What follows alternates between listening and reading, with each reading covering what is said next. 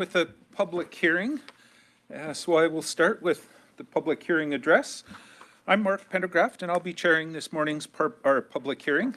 This is a public hearing for the following Regional District of Okanagan-Smilkameen bylaws: the small-scale multi-family housing compliance official community plan amendment bylaw number 3062.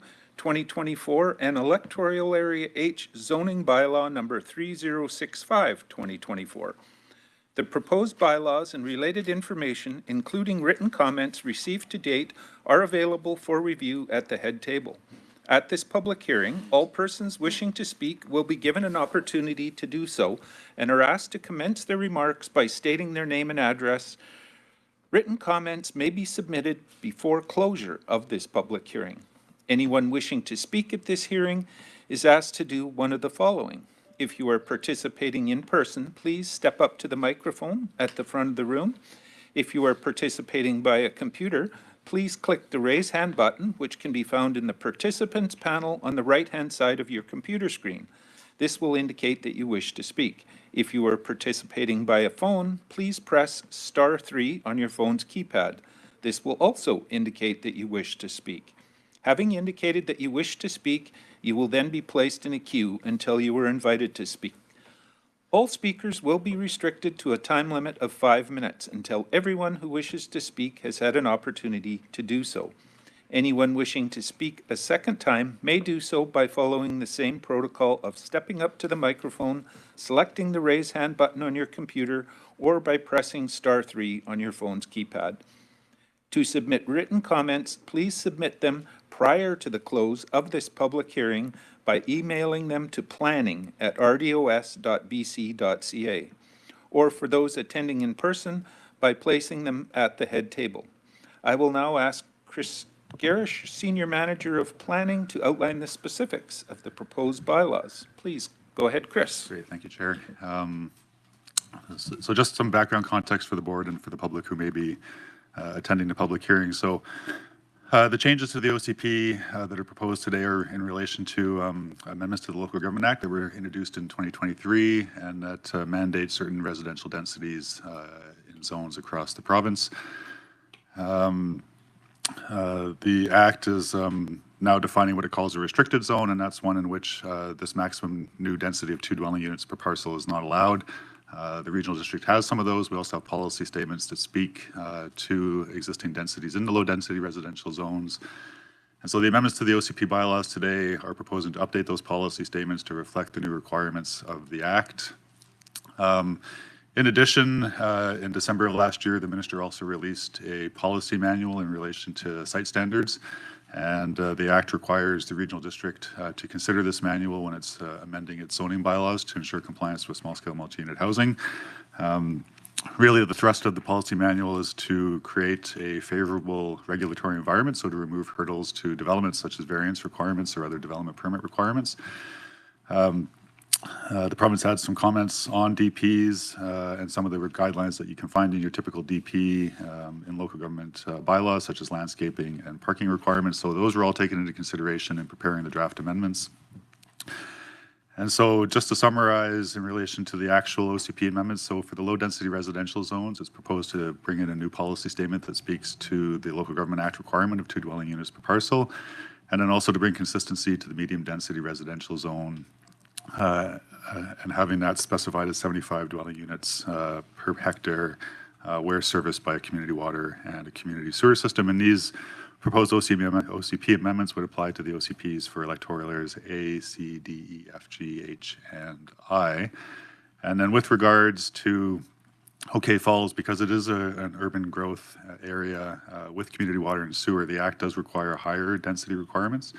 So based on parcel size, it's either 3 dwellings or 4 dwelling units. So the policy statement for the electoral area D OCP as it relates to OK Falls is slightly different than all the other electoral areas. And you can see the language here. With regards to the development permits that are enacted within the various OCPs, it is being proposed to repeal 2 of those, the multifamily DP area and also the protection of farming DP area. And there's also further revisions proposed to the town and village center DPs, which can be found in OK Falls and Sorry, I know it says Area C there. That's a typo. It should be Area E, Naramata. And then also the commercial DP, which can be found in Area D. And these are primarily in order to address the concerns the province raised in relation to onerous landscaping and some form and character streetscape considerations and parking requirements. And I've just got a couple of examples here, and these aren't proposed text changes, these are existing, but just to show you some of the issues that we identified in the existing OCPs that run kind of contrary to the minister's direction. So those would all be changed under the draft OCP amendment. And then switching gears over to the electoral area H zoning bylaw. So very similar to the OCP changes. This is all being drawn from the small scale multi-unit housing. The consideration in area H, though, as opposed to the other electoral areas, that it is one of our oldest zoning bylaws now. It's over 10 years old, been amended multiple times.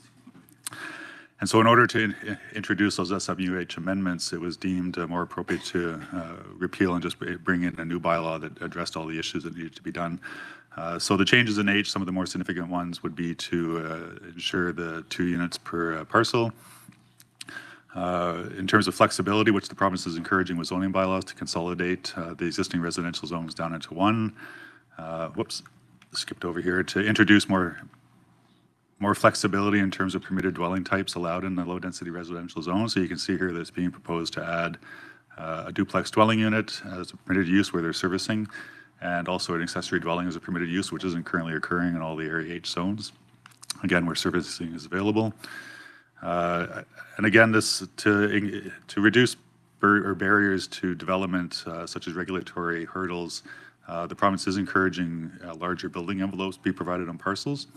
And this is applicable in the Okanagan, and I will qualify for the board's benefit that the reason the Area H zoning bylaw is the subject of a public hearing, but the Okanagan changes aren't, is that there are other things occurring within the Area H zoning bylaw which do trigger the need for a public hearing. So that's why this one is before you this morning. Getting back to setbacks again, so trying to make a more flexible building envelope, some minor changes to accessory structures, introducing a new height allowance for detached accessory dwellings of 8 meters, where the current provision is currently 4.5 meters. Removing the current floor area restriction on secondary suites, which is 125 meters. So going forward, there will be no maximum floor area allowance. And then also increasing the allowed density in the rural zones. So these would be parcels generally with a 1 hectare or larger subdivision requirement. Basically, secondary suites would no longer count against the density requirement, so basically gives you an additional dwelling unit on rural parcels. Some other zoning bylaw changes, which is what basically triggered the public hearing requirement, was updated definitions to make sure that we have consistent language across all the electoral areas, introducing the signage regulations that were brought into the Okanagan electoral areas in 2022 into Area H. There's some new language to help with flood construction and floodplain management assessments. And then, albeit a minor change, but potentially one that's significant in terms of off-street parking requirements, is where a fraction occurs rounding down, so that people aren't required to provide additional spaces for a half space or a third of a space. And that's it for the proposed changes in relation to those bylaws. Thanks. Okay, thank you, Chris.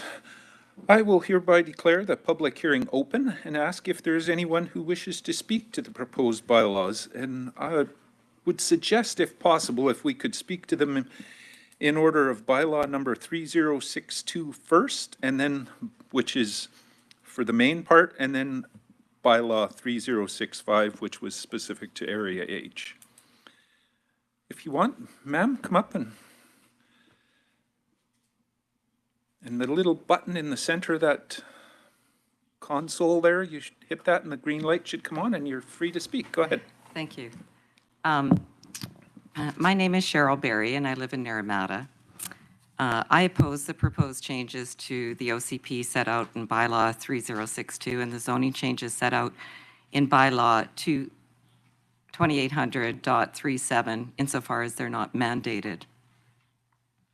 I know you've asked that we speak to the OCP first, but my comments, which you have in front of you, they're submitted today to the regional district, are done in the reverse order. Would it be okay if I spoke to zoning first? Okay.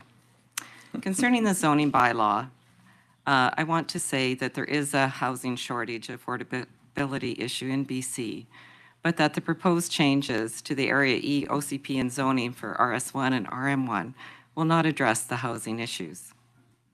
The South Okanagan, and Area E in particular, has many empty homes and short-term rentals, which I'll call STRs because I think you're used to talking about STRs here. More than 42% of the Area E households are owned by owners who have their principal residence elsewhere. These issues are eroding our community fabric, as vacationers do not support our schools or contribute much to our communities. The empty homes are owned by the wealthy few who can afford to have a Naramata home for their occasional vacation use. Many of the short-term rentals are occasionally used by owners for their own vacations, and the rest of the time they're rented out as short-term rentals to fund their vacation homes. Some Naramata homes are purchased simply to be run as a short-term rental business. The owners never stay in them. These issues need to be addressed before we add density to our community. The proposed changes to the OCP and zoning bylaws will feed our existing problems. They'll bring about more empty houses and short-term rentals. These issues are likely present in your communities too. In order to address the short-term housing, the housing shortage and affordability issues, the province has brought forward the small-scale multi-unit housing policy and legislation. It's a mouthful. I guess I'll just use the acronym from here on in. Under the SSMUH policy, page 2, there's a distinction drawn between the changes that must be made pursuant to the mandate and those that can be or are suggested by the policy. It says, local governments are required to update their zoning bylaws to permit the prescribed minimum SSMUH densities on single-family and duplex lots. It also states that the local government should consider applying the manual and updated zoning bylaw requirements to improve the ease with which the SSMUH can be developed. So it's important to put our analytical hats on as to what has to be done and what is suggested, especially because the proposed changes to the OCP and the zoning will change the character of our communities without creating affordable homes. We need to parse out the mandatory zoning changes from the optional ones. Only the mandatory should be made. So what changes are mandatory? It's frankly quite complicated reading. I am a retired lawyer and used to sorting through legal bafflegab, but the way I read it is Section 481, point 3, sub 3 of the Local Government Act sets out what is mandatory, and that is that the local government must exercise the powers under Section 479 of the Local Government Act to permit the use and density of use necessary to accommodate one or both of the following. At least one additional housing unit within a detached dwelling that would otherwise be a single-family dwelling. B, at least one additional housing unit within another building on the same parcel or parcels of land on which the detached single-family dwelling is located. I believe that part is the mandatory part.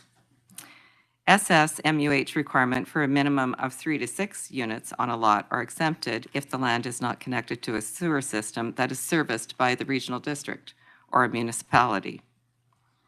It states there's sections for that I have listed in my submissions. It also states that the regional district must give the minister a written notice that identifies the lands and provision under which the exemption is exercised for those areas that are exempted. The sewer exemption that I mentioned likely covers much of the regional district areas. Looking at the proposed bylaw concerning the zoning, that's 2800.37, most of it is optional, not mandatory. Certainly the setbacks, the maximum heights, the building sizes are not mandatory changes. These are all set out in the SSMUH policy manual as suggestions to ease development. The suggested amendments are suitable perhaps for urban development, but not in the rural South Okanagan areas. I want to go over some of those changes. Chris quickly went over them, but they're very significant.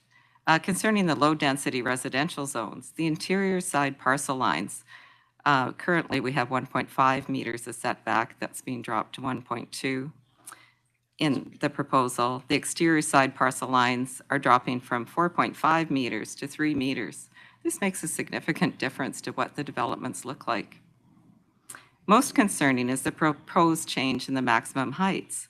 Currently, our maximum height is listed as 10 meters. The proposal is for 11 meters, which only sounds like a meter, but that does change the houses from 2-story houses to 3-story houses in single-family areas. This is something, 3-story houses is something our community has always opposed, and perhaps your communities feel the same way. The maximum floor area limit, which is already quite sizable for a secondary suite, it's, I'm not good with square meters, but I looked it up, it's 1,345 square feet as the footprint for secondary suites is proposed to be deleted. Well, that's a very significant size already, and for some reason, we are suggesting deleting it. Considering the medium density residential 1, the RM1 zone, the changes are also very significant. The setbacks, the front parcel line is proposed at 6 meters, currently it's 7.5. The rear parcel from 4.5 meters to 3 meters, the exterior side parcel from 4.5 meters to 3 meters. The accessory dwelling, same thing. The front parcel line is dropping from 7.5 meters to 6, and the exterior side parcel line from 4.5 to 3. You're nearing your 5-minute mark, if you can I just wrap it have up. a couple more.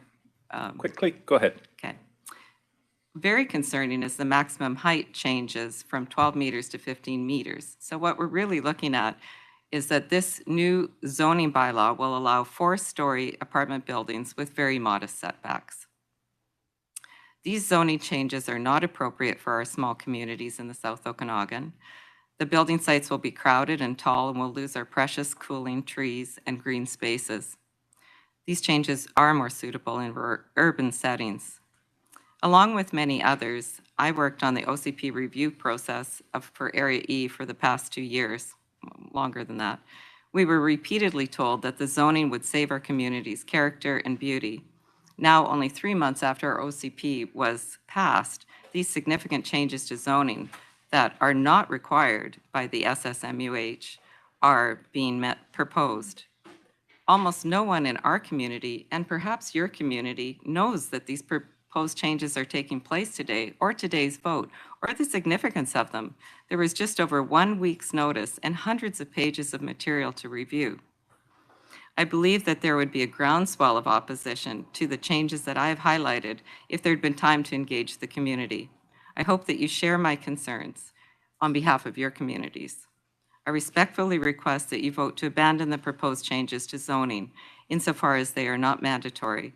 They will bring about unwanted, short-sighted, permanent changes to our communities that will not solve the housing affordability or shortage issues. I have separate comments for the OCP portion, which I can do later. If you could, please. We'll see if there's someone else who would Yeah. like to speak. Yeah. Thank you. Mr. Garish, you have a... Sure, I just want to clarify for the board that bylaw 2800.37, which is where most of the zoning changes are contained, is not the subject of the public hearing today. Yeah. I would just like to, from my reading of it, and I have read all the material, it's the changes that are mandatory that are not subject to the public hearing, but the changes that aren't mandatory, which the site, setbacks and the heights, those are not mandatory and are subject to the public hearing. There's a distinction. There's the mandatory part where there's no public hearing. I didn't address the 75 units or the 60 units per hectare because those are mandatory, I believe. But the non-mandatory portions, the heights and the setbacks, those are public hearing matters and should be discussed within your communities and looked at carefully. Okay. Thank you for your comments. I'll ask if there's anybody else who wishes to speak to the proposed bylaws. Either in the room or online. If you'd raise your hand. I'll ask if there's anyone else who wishes to speak to the proposed bylaws. Am I missing anybody, Danny, online? Ma'am, you? I'm not seeing anybody else for the first time, so for your second time, please go ahead.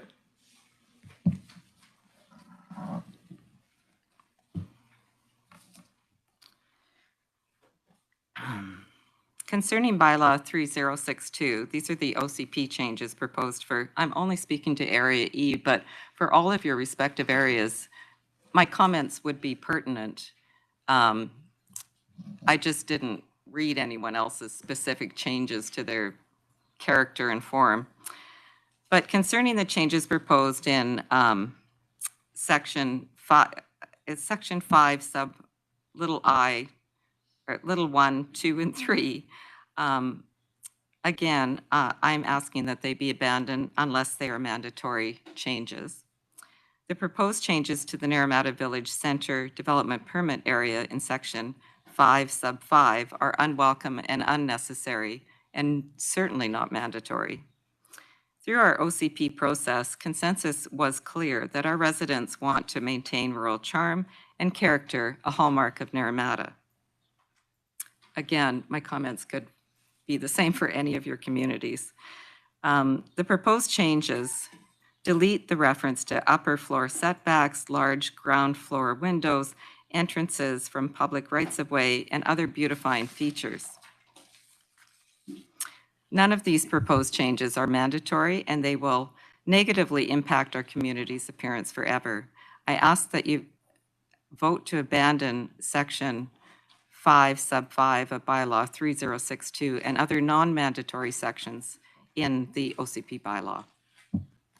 Those are my comments. Okay, thank you, ma'am. I'll ask if there's anybody else wishing to speak to either of the topics for this public hearing.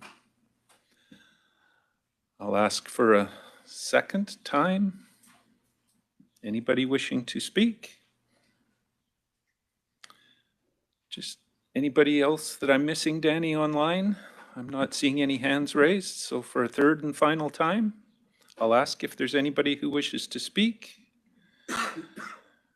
Still not seeing any hands, so at 9:23, I will hereby declare this public hearing closed. And thank you, everybody, for your attendance.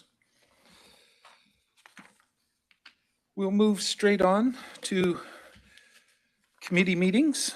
We start this morning with the Community Services Committee, and I will go to Director Monteith to chair that one. Please, go ahead.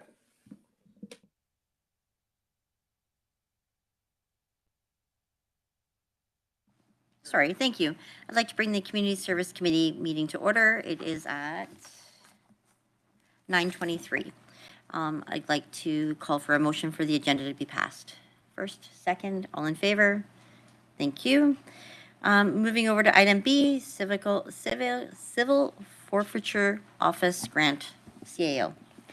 Thank you. Thank you, Chair. So first of all, before I start, I want to thank Director Knodel for connecting me with an individual who has a lot of experience with this program. I talked to him, got some information, and apparently we are eligible to apply for different types of grants. On the report, it talks about some of the programs that we can apply for, victim services, playground equipment, bait car. At the time I wrote this report, the RCMP did not get back to me. They did subsequently, and they're very keen if the regional district would like to approve the grant proposal for the bait car. Also, crime prevention. They all, just to be fair, they also were keen on the victim services program. So what this report is actually asking is, what direction do you, first of all, can we apply for the grant? And then how do you want us to apply for it if you do? The bait car, as stated by the RCMP, would be something that would be shared if it does go through with all the communities. So it's not, and it's not just the rural areas, it'd also be the municipalities. And it would go through their individual budgets. The taxpayers within the regional district also pay for policing. So it would go through there too, but there's a minimal cost because the car would be at no cost because it's 100% funded. There's no shared costs. So I just wait for the board's direction. Thank you. Any comments from the board? Director Holmes. What exactly is a bait car? A bait car is a car that the RCMP would park in a convenient place that could be stolen. And when it's stolen, the police can actually track it, and they would catch the bad guys. There's also such a thing as a bait bike, so which would be a lot less expensive. But I believe from what I heard from the superintendent here in Penticton, she's keen on the bait car. Thank you, CAO. Director Bloomfield. Thank you, and through the chair, I agree with trying to catch the criminals, and anything that we can do to catch the criminals is important work, but I think we should also concentrate on trying to do something about the repeat criminals, the repeat offenders, the prolific offenders, and so I'm looking at restorative justice as maybe one of those items that would do well as far as the programming, to deal with repeat offenders, and just wondered if anybody else has any thoughts on that.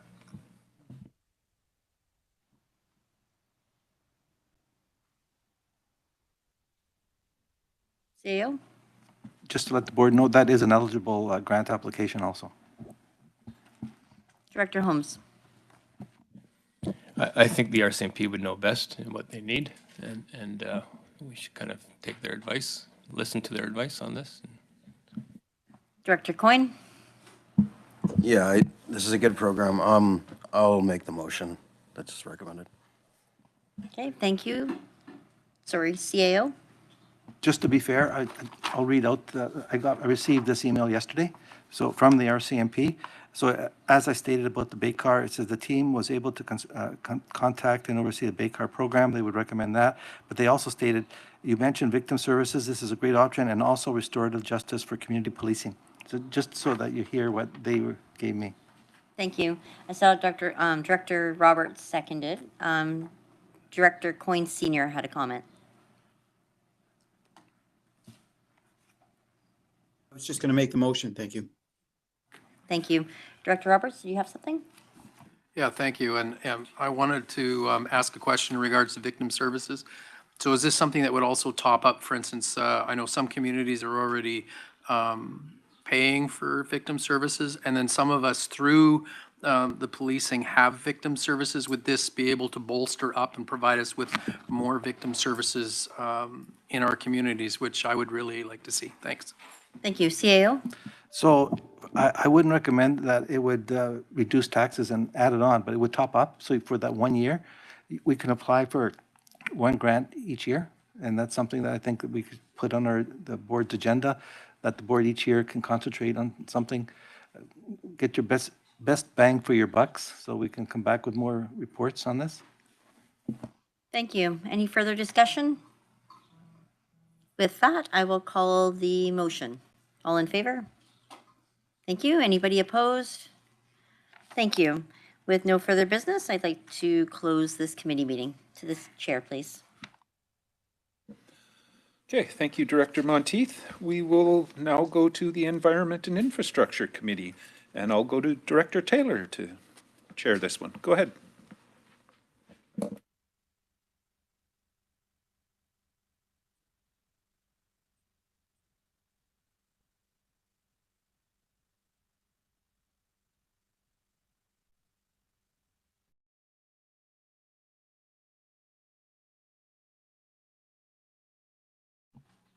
Okay, ready to go. I'll call the meeting to order at 9:25. Can I have a motion to accept the agenda, please? Okay, made and seconded. All those in favor? Okay, anyone opposed? Okay, that's carried.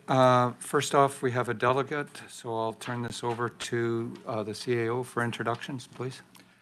Thank you, Chair. So each month, each department within the organization has been asked to do a orientation, a brief description of what the department does, who they are, et cetera. Ms. Bloomfield is here to represent the utility department. Ms. Bloomfield? Thank you very much. All right, so my team is probably on their way here, whoever's actually working in the office today. All right, so just going to talk about about the Utilities Department. And I could really talk for hours about all of the different activities that we do, but I'm trying to keep it short into about 15 minutes. So if there's anything you ever want to know more about, let me know and I can bring it back another day. So here's my org chart. I have there's 24 of us right now in utilities. And as of August 1st, we'll be fully staffed, so which is fabulous. We have our newest system operator, Jack Holman. He starts August 1st. Right now, he's our one of our mosquito control guys. So, but he's going to move into a new system operator position. But yeah, so we have all of the blue on there are my direct reports. And you can see there, I've got them kind of separated into different functional areas. The water are all under David Carlson. The wastewater is under Rena. And awesome. Got a whole bunch of them. Wasn't sure how many would be in the office. I know some of them are going to be out on site, so. Okay, so let's see. I'm going to introduce who is in here. So the first people I want to introduce are our admin assistants. They are key in keeping this department running. We have Darcy Kirkpatrick. You could wave. There you go. She's been here as long as I have, even longer. She's been my admin assistant actually for 16 years, and couldn't do my job without her. Our newest is Brittany Pfeiffer. She has just joined us a couple months ago. So you gonna wave? Yep. Or you could stand up. So they probably can't see you back there. There you go. So we're thrilled to have her. We have two eng techs. One of them is away. The other one is here, Myron. There he is. I'm sure you've seen him on various projects along the way. We have our development engineering supervisor, Stephen Juke. There we go. And one of our new created positions, that's the term position, the utilities coordinator, Rosemary. Yep, she's there, perfect. Yeah, this is the new trial position for a year that I'll be requesting at the board next budget to be a permanent position. So it's worked out really fabulously. We have also Rob. Oh, yes, Rob is here. Rob Palmer. He's our environmental supervisor, right behind me. And Craig Hughes is our environmental technologist. So the two of them do all of the sampling, look after all the sampling and the water quality monitoring. Did I forget?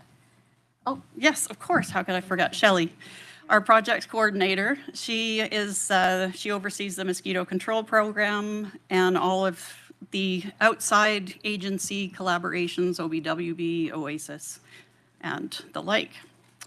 Okay, did I forget anybody? Dana? Dana.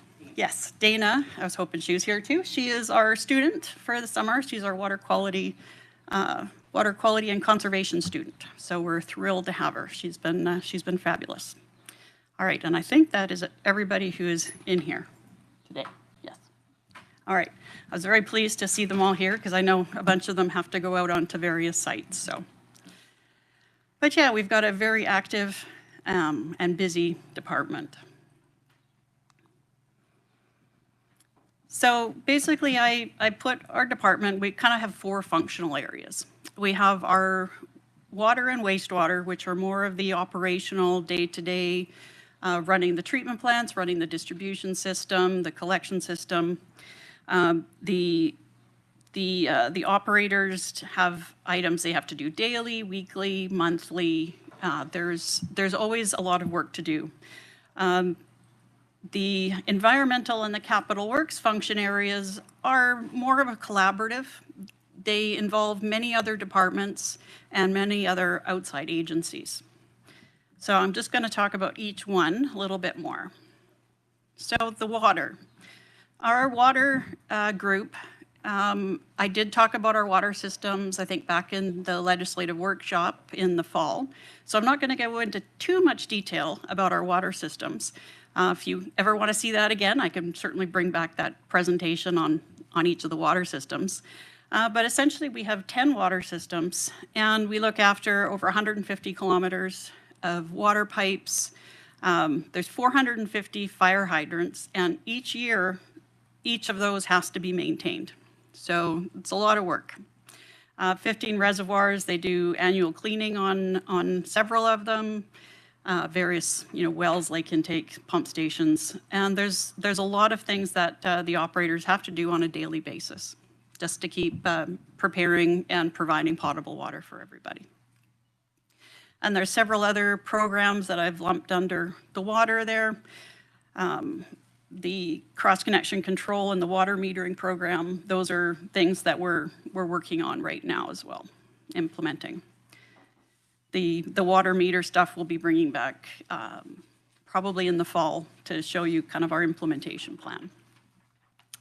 So I wanted to just kind of throw lots of pictures out there to keep it interesting, to show you the kind of things that my staff get to work with. So the valves, just wanted to show you what they look like in the ground. These are giant gate valves, and they have a stem that'll come up to the top. So that's how they go down there, and they have to turn them. They exercise our valves once a year, all of them in all of the systems. So, and we have, there's a picture of a reservoir. That's actually one of the Okanagan Falls water reservoirs. The UV system, that's the Naramata UV system out at the treatment plant. And then some examples of some of our meter pits and pumps.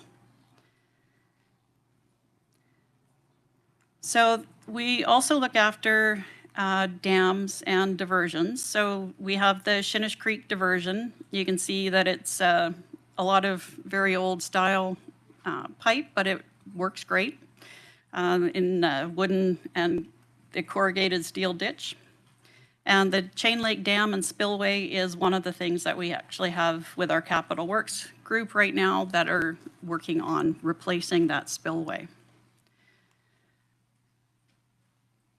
Some other dams, we have a total of 5 of them that we look after, the Chain Lake, and then there's 4 in Naramata. And this is one of the pictures of Big Meadow Lake Dam and Spillway.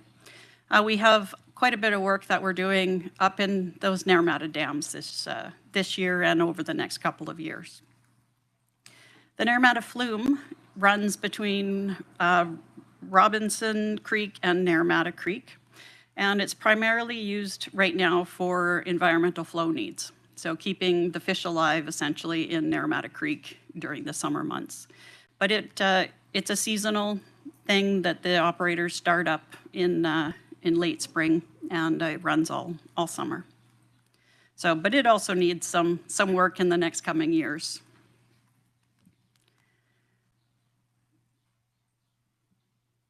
So on to wastewater. So the wastewater crew, there's a crew of 3 operators that look after our wastewater treatment system, primarily the Okanagan Falls treatment plant. There's probably about 20 kilometers, 25 kilometers of sewer pipe in the ground that we need to look after. 250 manholes, and they do manhole checks on every single one of them every year. The wastewater treatment plant has, it's a biological nutrient removal. So there's lots of different things to monitor and check the amount of air, making sure that we're giving the bacteria enough oxygen, making sure they have enough food to do the biological activity that they need to do in order to treat the wastewater that comes in. And then we also have our nice wetland there. And there's a picture. If you've ever haven't seen the bottom of what a sewer manhole looks like, that's an example of one of the sewer manholes there. And the biofilter is where we treat our odors at the wastewater treatment plant. It's all done biologically. So here's a couple of other pictures of some of our wastewater infrastructure. The lift station there on the top left, you can just see how deep it is and where the wastewater collects before it's pumped off to further into the system. The filters is kind of the effluent filters, which is near the very end. They take out any remaining little bits of solid before it goes through the disinfection process and then out to the wetland and Okanagan River. The interesting thing, the primary tank and fermenter, it's not something we get to see in very often like this. We had to do some work on a skimmer arm earlier this year, so we had to drain down the tank so we could actually see inside and do our repairs. So it's kind of I find it a neat picture. I like wastewater treatment, so. But yeah, so I thought I would share that as kind of a unusual picture that we don't get very often. And here's an aerial view of the wastewater treatment plant and wetland.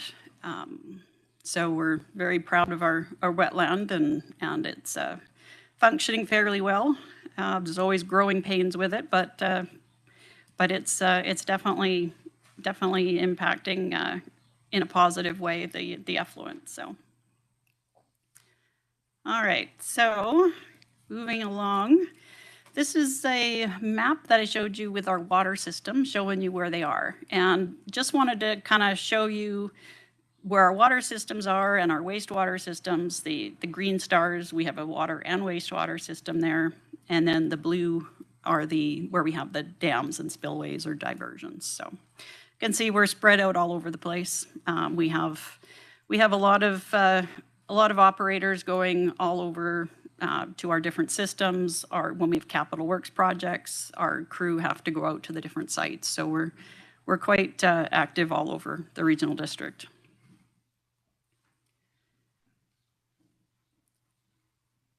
So our environmental crew, I look at this as a collaborative group, because they're the ones that work with the water and the wastewater operators. They work on the solid waste at the landfills, the environmental monitoring, do beach sampling for parks, and there's multiple outside agencies that this group works with. So just a few of them listed at the bottom there. So Oasis, WildSafe, the Starling Control Program, Make Water Work for the Okanagan Basin Water Board. Got to put a plug in for that, Make Water Work. So it's a great program. So environmental monitoring is a key part of what Rob and Craig do.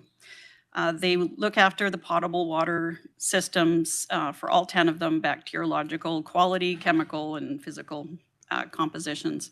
There's over 55 sampling locations in our 10 water systems.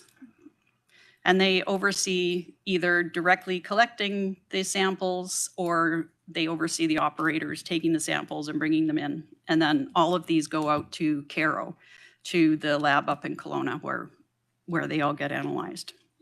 And there's weekly testing that has to be done. There's monthly, annual, and all of those have to all get put together and data collected and analyzed. So it's a lot of work for them.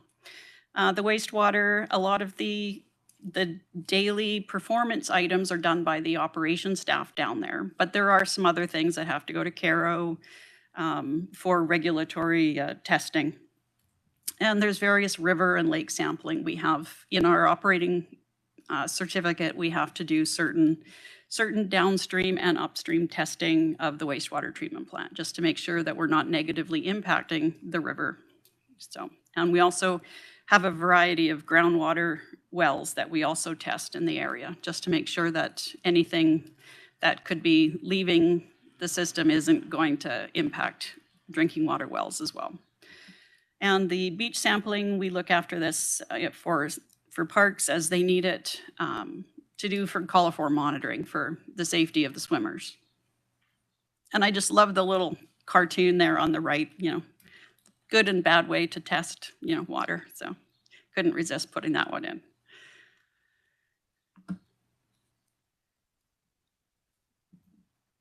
So the landfill monitoring is done 3 times a year.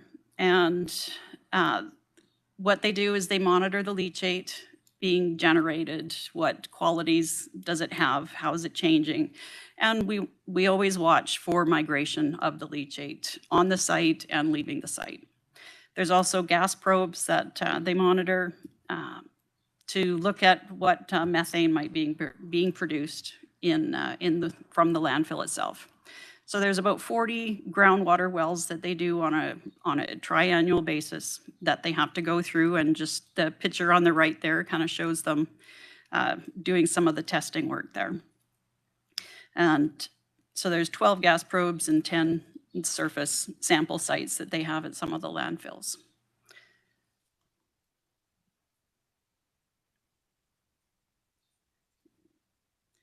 So the restrictions and reporting. So like I said, there's a lot of data, and all of that data has to get collated into results, get analyzed and submitted.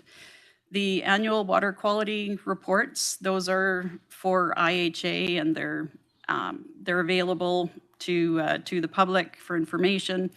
We also have to do monthly testing reports to IHA on our water systems as well.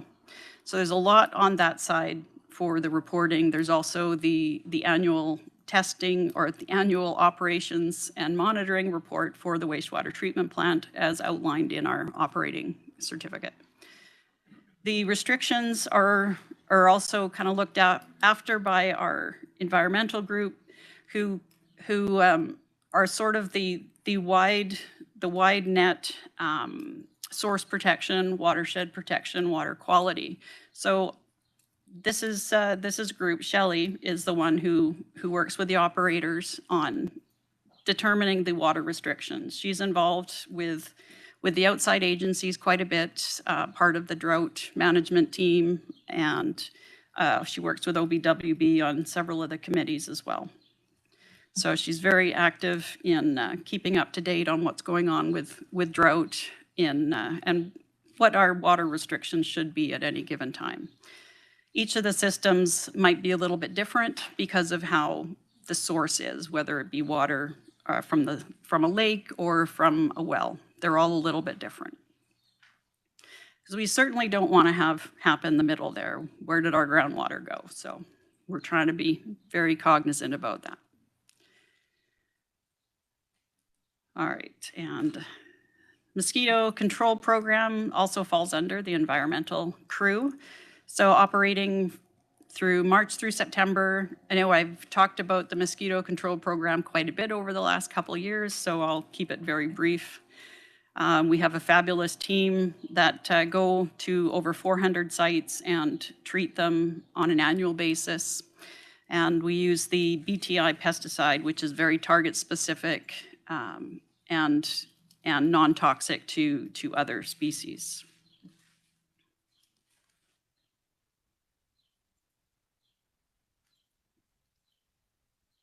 So Capital Works, very collaborative function. There's multiple RDOS departments always involved in our projects, legislative services, development services, finance. Pretty much everybody will be involved somewhere in one of our capital projects. We have a lot of the provincial and federal agencies also involved at different levels because we have various permits or requirements that we have to meet. And also the residents, of course, we also work with them quite a bit on some of these projects. So.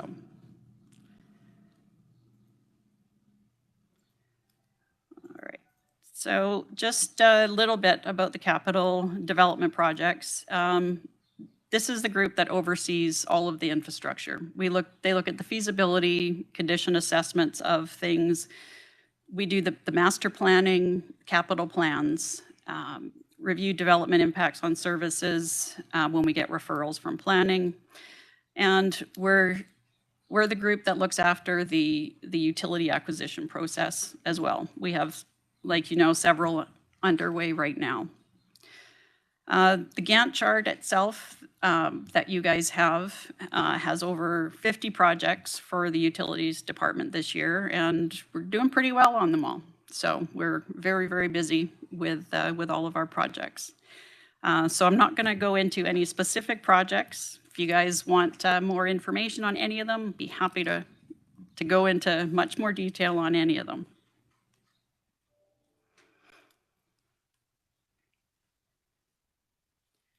So one of the biggest thing with capital projects is project management. It's something that we've been pushing and bringing in more planning on our projects. If you don't plan and prepare properly, then your project is going to likely go off the rails because you haven't thought of everything you need to think of. You haven't communicated with the people. And this is why I see this as a collaborative thing, our capital projects. So these are the Alexander Graham Bell quote, "Before anything else, preparation is the key to success." And we've found that time and time again, if we're not prepared and we get pushed into a project too quickly and too fast, that's when things go sideways and we're trying to figure out as we go. Better to be prepared, might take a little bit longer, but in the end, it's a better project.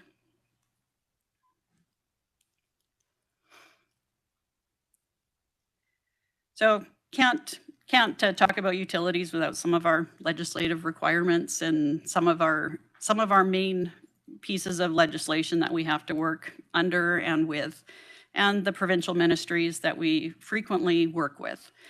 Water Sustainability Act is a large one. That's where we have several regulations that we work with.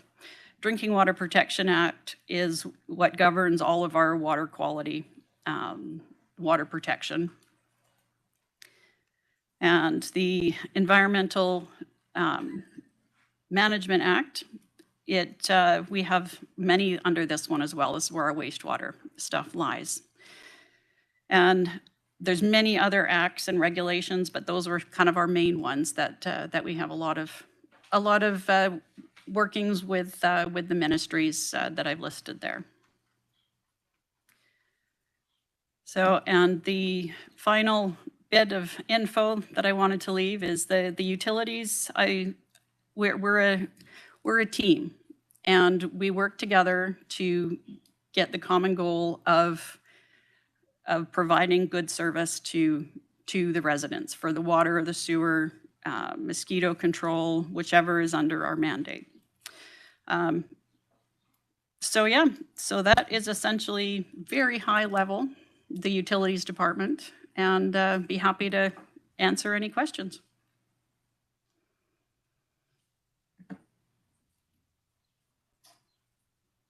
Director Roberts. Thank you, through the chair.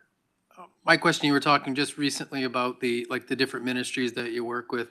How do you navigate sometimes when you have, let's say, one ministry driving in one direction and the other going the other?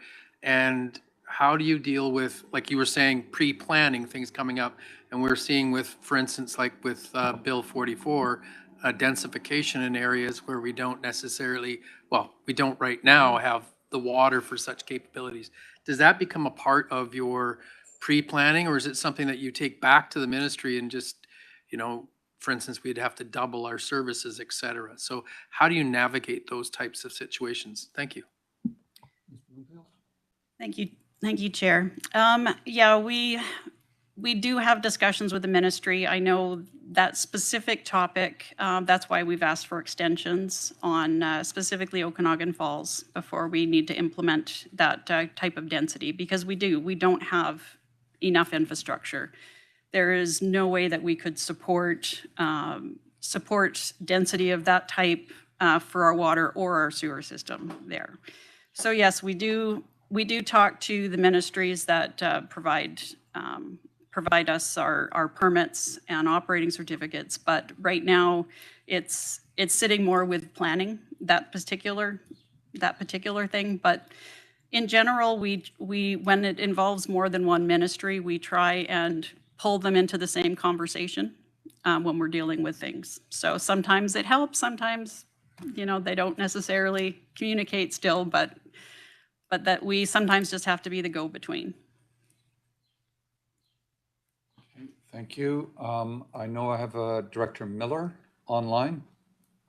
Yes, thank you, Chair Taylor. My question, thank you for your presentation. My question, and it might be a challenging one for you to answer, but what would you say is the biggest challenge that your department faces? That's actually pretty easy. lack of money for infrastructure. And follow up in a perfect world, what would the solution be? More from the feds, more from the regional district, 2-for-1 sales, maybe?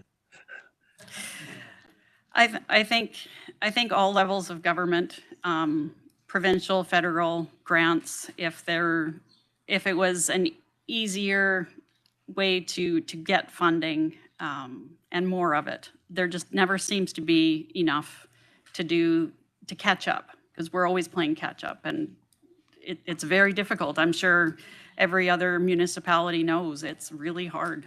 So. Okay, thank you. Other questions? If not, I would compliment you. I thought it was a great presentation. I really appreciated that you introduced a number of your staff, and I was surprised at the breadth and volume. And it was an informative presentation. Thank you very much. Okay, at this point, we're going to move in camera, and I will find the correct script that I'm supposed to read.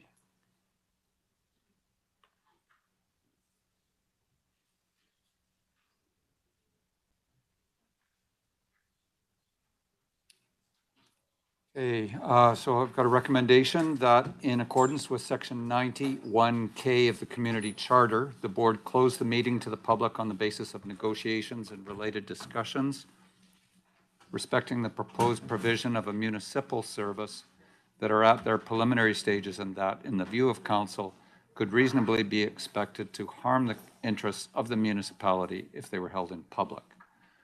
Could somebody make that? Made, seconded. All those in favor? Anyone opposed? Okay, that's carried. And we'll just wait for staff to, or for the room to clear. Give us a minute or two. With Waste Connections yesterday, when they came to pick up my garbage on Tuesday, my grandson was there, and they were so nice. Maureen called him Asher and gave him a little toy garbage truck, which he loved. Perfect.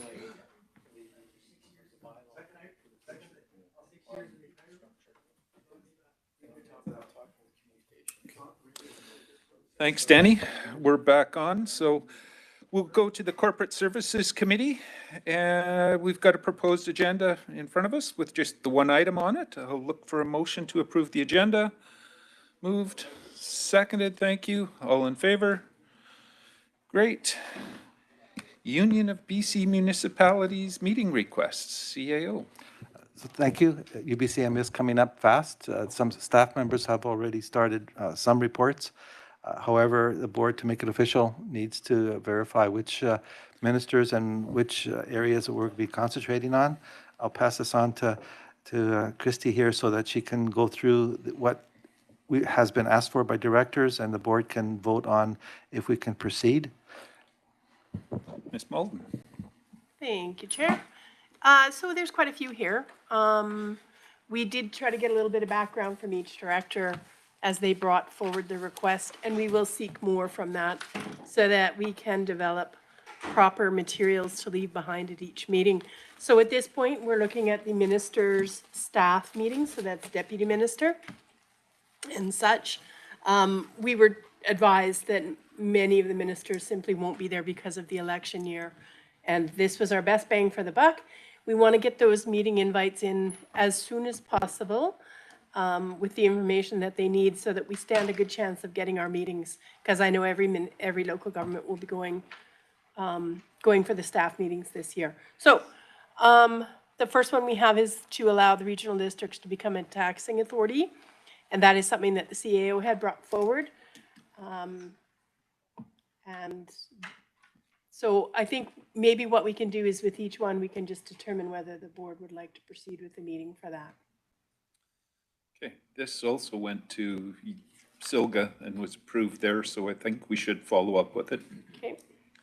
Unless there's someone who's adamantly opposed, we'll move on to the next one. Okay, the next one is Sage Mesa Water. This is something brought forward by Director Gettens. And there's an interest, obviously, in having that conversation at the ministry about assuming that water system, and I believe there's a larger picture discussion with that as well. Okay. Director Taylor? I'm just Thoughts? wondering, I had put forward multiple funding requests for water and sewer systems later down the list. Are these separate or together or what? Ms. Malden maybe can answer it better, but I suspect that'll be determined by the folks that line up the meetings for us, probably. But Ms. Malden? For the most part, the discussion would be as part of that bigger one, but again, there may be some intricacies with Sage Mesa, which bear a separate discussion. They sometimes throw us all of those, though, into one meeting, and then you're limited on time. So, go ahead. The only reason I ask is because if that's the case, then we should have another sewer and water system, Heritage Hills and Vintage Views and Lakeshore Highlands broken out separately as well, which is why I put it forward as multiple in mine, and I'm just... Okay. All right. I think it's important, though, that we ask for the meeting, so unless there's someone opposed. Oh, sorry. No, Anybody go ahead. opposed? No. Next one, housing on agriculture lands. This was brought forward by Director Roberts. And maybe you could speak a little more to that one. Go ahead, Director Roberts. Yeah, thank you. In discussions with, and I've left messages for our MLA, we have quite a bit of rental housing that's on agricultural land. And I've found it that the enforcement end of the ALC isn't seeming to be very interested. And not getting knickers in a knot about it at all. I'm just stating that I wanted to know how to deal with the question moving forward, especially since housing is such a big issue.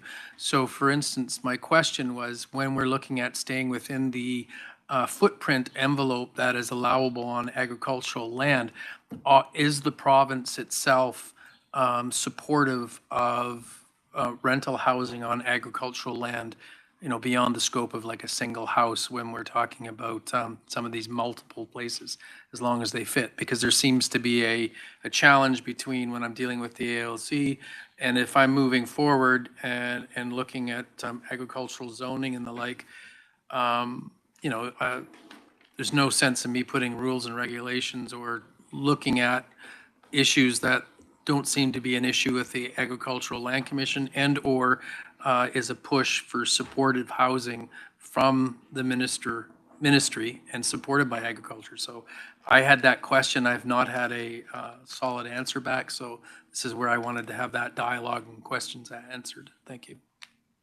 Okay. Unless someone's opposed to it,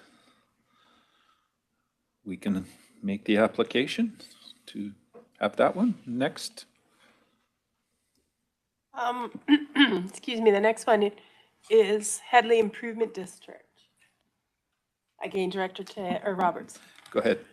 Yeah, this ties into a discussion that we had earlier in regards to water systems. When does the government step forward? I've had a lot of concerns from the community, people reaching out to the municipal affairs. When a improvement district and/or an irrigation district isn't meeting compliance with interior health, but nothing really is happening in regards to that, and they haven't met it, what is the next step for the community? So this was my question there, and how best can I support the HID as well in regards to dealing with their water systems and their compliance issues with interior health? Okay, again, unless someone's opposed, we can go ahead, Director Monteith. Through the chair, I might tag in on that meeting with the Clean Irrigation District. Okay, it's probably a valid question for lots of irrigation and water districts. Okay. Next one, Ms. Mullen. Inadequate medical facilities, including lab and x-ray facilities in Kermias. Director Roberts. Director Roberts. It seems to be a run. Yeah, there's been a lot of money that we know that in regards to increasing with our facility, work done on the x-ray, et cetera, but also concerns from the doctors and staff that they haven't been able to have on-site lab work. That being said, I did just hear back from, of course, the chair, Director Martin, that there's in regards to some supportive funding towards assisting for Kermias for having retention, for getting staffing. So I don't know if that is something that I just need to carry on with the communication and be able to support those actions and see if it needs to be fleshed out, or whether or not this is needing to be dealt with separately. Director Coyne. I'm just wondering if this should be a meeting with staff about interior health underfunding all of our rural health centers. It's not just you guys, right? Like, this is across the board in interior health. This seems to be like we're getting underfunded regularly. And rather, I mean, we can focus in on what you're talking about, but as examples, but I think it's across the board, and I don't think we're alone on this. I could be wrong. No, I think that's correct. So maybe it's a bigger issue with that as an example. Okay. Seeing no opposition, we'll move on to the next. The next one is flooding in Kermias and the dam in Headley. Director Roberts. This is your last one. I hope. Go ahead. Okay, this one's written out. I'm trying to wrap my brain if this is two issues tied in one. Flooding in regards to Kermias was still maintaining the concern about the dike that is west of Kermias. We can come up with all other kinds of solutions and issues to support and look after infrastructure, but still the same idea that we do have quite a permeable dike just off of Kermias, and would like the province still to be able to take care of that. The dam issue, I'm not sure if that was the same, because I believe so. It was probably the dike that should be referenced. Yes, thank you.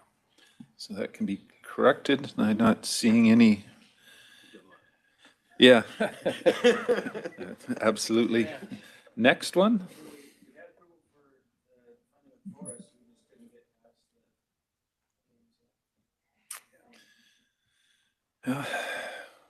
Keep asking. Next. Next one, Lower Nippet Improvement District, Director Monteith. Director Monteith. Thanks. So maybe explaining a bit of the history. So 2018, I'm elected, first UBCM, Minister corners me, and at that time, Linda Larson, and asked for a meeting, conversation, recommended conversion, went through the process, funded a study, came to the board. Board says no because of liability concerns. Last year at UBCM, Minister asks me why I didn't ask for a meeting and recommended I do this year, wanting to talk about funding options, recommendations for moving forward, and mitigating risk. Okay. Probably worthwhile meeting. Not seeing any oppositions. Go ahead. Next one. The next one is from Director Roberts. This was a SILGA resolution that passed, so it is heading to UBCM. Funding for rural and remote volunteer fire departments, first responder program. Yeah.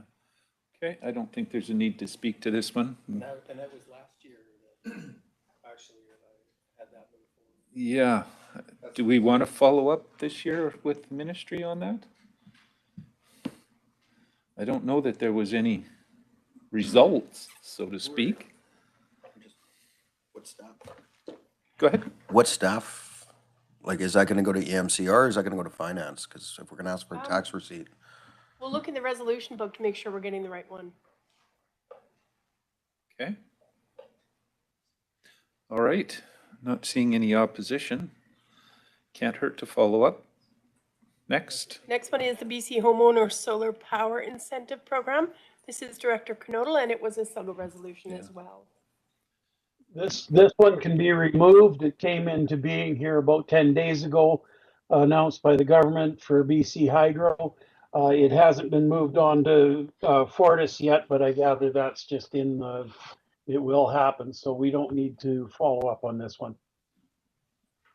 Okay, Alrighty.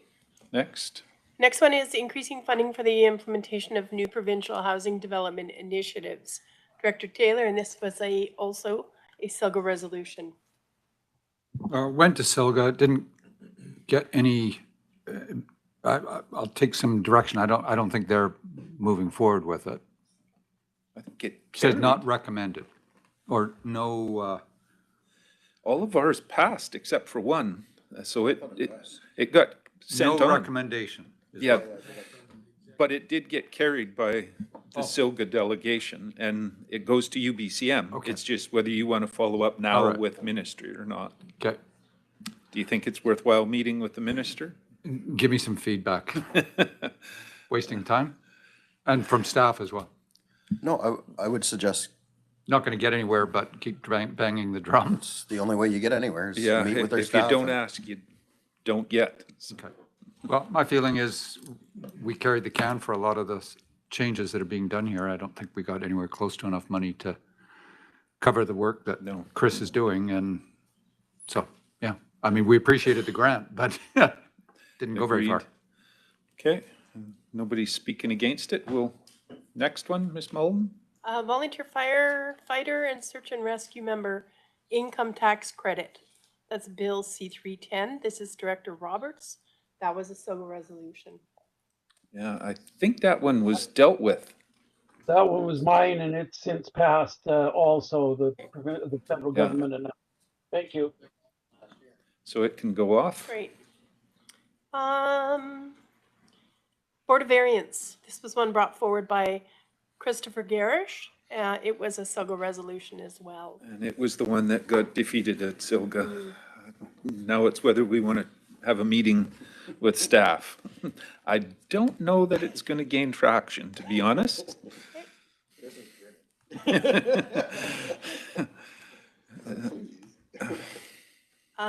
Next one is emergency services use of drone. This was one brought forward by Director Knodel. Director Yes. Knodel? I'd most definitely like to see this go ahead. We've had numerous incidences where drones would have potentially saved lives for lessened risk for sure. So let's take it forward to UBCM, please. Okay, that's just requesting a meeting. Not seeing any oppositions. Any others? Oh, sorry. The next one is franchise fees. This is the CAOs. So Go ahead. municipalities have the right to make an agreement with the utility companies, and they get a percentage of the revenues. And I'm assuming that all the 6 member municipalities have that. Regional districts aren't allowed to. And what I'm saying, it's the fair thing is a formula that we can come up with the province so that each electoral area should be getting some of the funds from the utilities that are within your own area. Yeah. Go ahead, Director Taylor. Can I just ask a question? Does that mean that we would become like Penticton with power? And we'd have to administer all the billing and everything? What does it mean? Maybe the CAO can clarify. It means that on your bill, if this goes through, there'll be a line from the utility company that says franchise fee paid to. And they collect it and they in turn transfer it to the municipalities currently.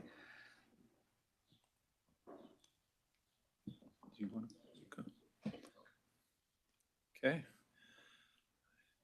I'm hoping you're going to be prepared to speak to this one if we get a meeting, because I don't know that any of us are really well versed on it. So I was hoping the board would approve this because the report's done. Okay. Well, unless there's someone opposed to it, we'll make the request. Next one is traffic fine revenue, again, the CAO. Go ahead. So municipalities now get a percentage of any traffic fine revenues that are, anyone gets a ticket in British Columbia, it's thrown in one pot and then redistributed back to the municipalities, not the regional districts. So right now, our taxpayers from the electoral areas pay for a police tax. So I believe a portion of that should be redistributed back to the electoral areas. And again, I'm hoping that the board says yes because the report's done. Go ahead, Director Coyne. What stream is that coming back to the municipalities, sir? It would be the Justice Department. So I have had a lot of success with another organization where I challenged them, and we ended up getting $300,000 extra. But it is from the Justice Department, one of the ministries from there. Thanks. You will get that. If they give any tickets out in town. No, no, it's the tickets, not in town or the electoral areas, it's the province. You can get a ticket in Prince George and it goes into the same pot and then redistributed back to all of BC at the municipal level, not regional district level. I'm going to ask about that. Director Holmes? I'm not sure how far this can get. I think the difference being that municipalities pay for the policing and electoral areas don't. So. Yeah, we do. We get it on our tax notice all the time. CAO? And that's the exact reason why I'd like to see if we can get some money back, because you as a taxpayer in the electoral area do pay for policing, and that has to be taken into account. It seems to me, I recall, and it was, gosh, running together here, but several UBCMs ago, it was explained to us that we did get something back in the rural areas, but I have never seen it. Maybe. I'd like to see it as cash coming back to the electoral areas, and you as electoral area director have the right to spend it any way you wish. Okay, well, we can definitely inquire, have the discussion. Next one is an update on the incorporation study. Yes. It's needed. It's progressing slowly but surely. Okay. Next. Multiple water systems, multiple funding requests for water and power sewer systems, sorry. Okay, Director Taylor, you want to? I'd still like to advance this, but seeing the way others are going, I'd suggest that this be Area D requests and bracket. I mean, I can give you 5, so.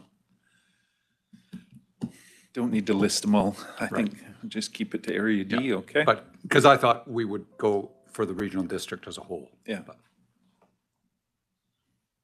And then the final one is Astor. Astor on Okanagan Falls Beach. Yes. Okay. It's an ongoing issue. Yeah. CAO?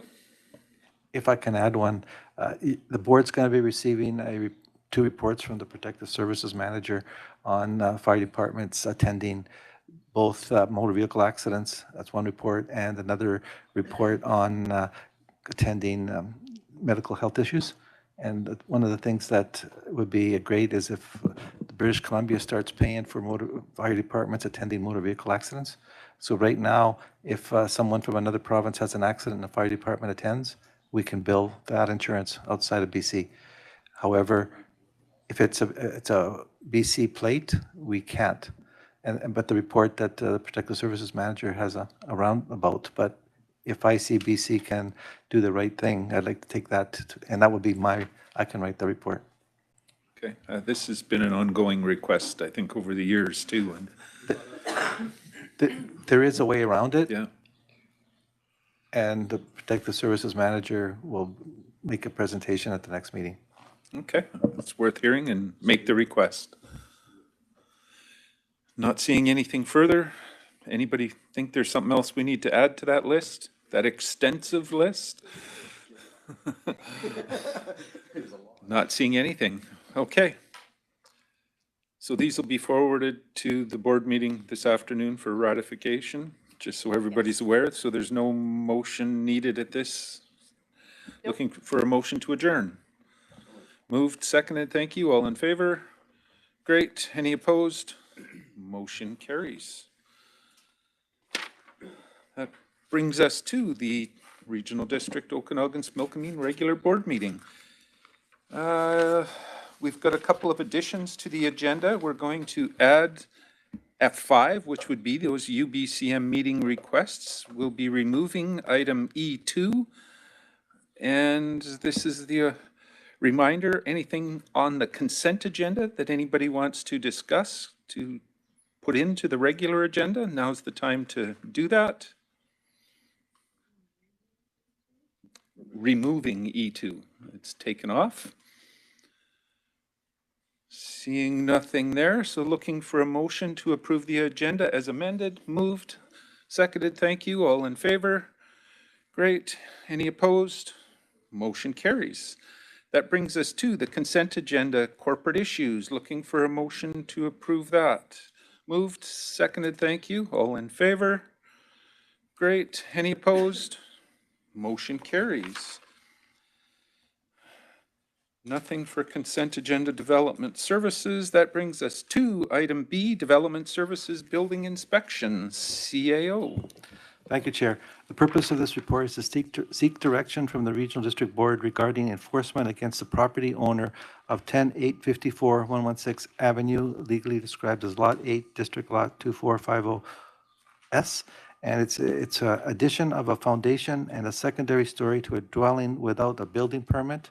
And the recommended administrative recommendation is that Section 302 notice of title pursuant to Section 302 of the Local Government Act and Section 57, not S7, of the Community Charter made applicable to the Regional District by Section 302 of the LGA be filed against the title of lands described in the lot, Plan KAP 38416, and that the certain work have been undertaken on the land contrary to the Regional District of Okanagan-Similkameen Bylaw 2805-2018, and that by September 30th, 2024, if the property is not compliant with the Regional District of Okanagan-Similkameen Bylaw 2805-2018, injunction action be commenced against the property owner. Staff is here to answer questions if you have any.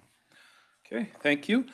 I would ask if the owner of that specific property is either in the room or online with us. If they want an opportunity to address the board prior to us making a decision here, now's the chance to do that. Is there any hands that I'm missing, Danny, online? Okay. Someone prepared to make that motion for me? This is in my area. Moved. Thank you. Seconded. Great. Any discussion on this? Not seeing any hands. We'll call the question then. This is corporate vote. All those in favor? Thank you. Any opposed? Motion carries. Down to B2, CAO. Thank you.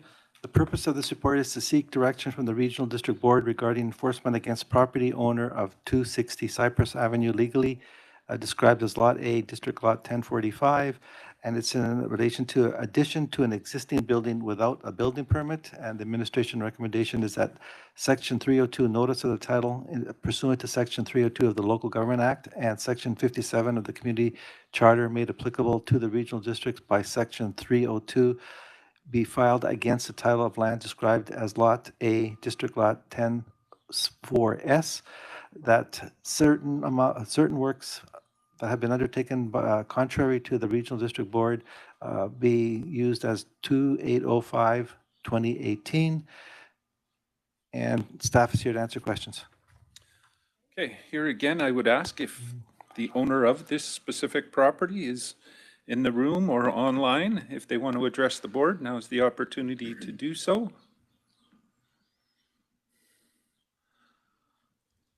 Am I missing anybody online, Danny? I'm not seeing any hands. No? Okay. Director Monteith, direction on this one? Thank you. I'll make the administrative recommendation. Moved, seconded, thank you. Any discussion? Seeing no one. Again, this is a corporate vote. All those in favor? Thank you. Any opposed? Motion carries. B3, another building infraction in Area D, CAO. Thank you. And the purpose again is to commence enforcement against the property owner of 476 Hody Drive in relation to a change of use, addition of a 2 secondary suite without building permit.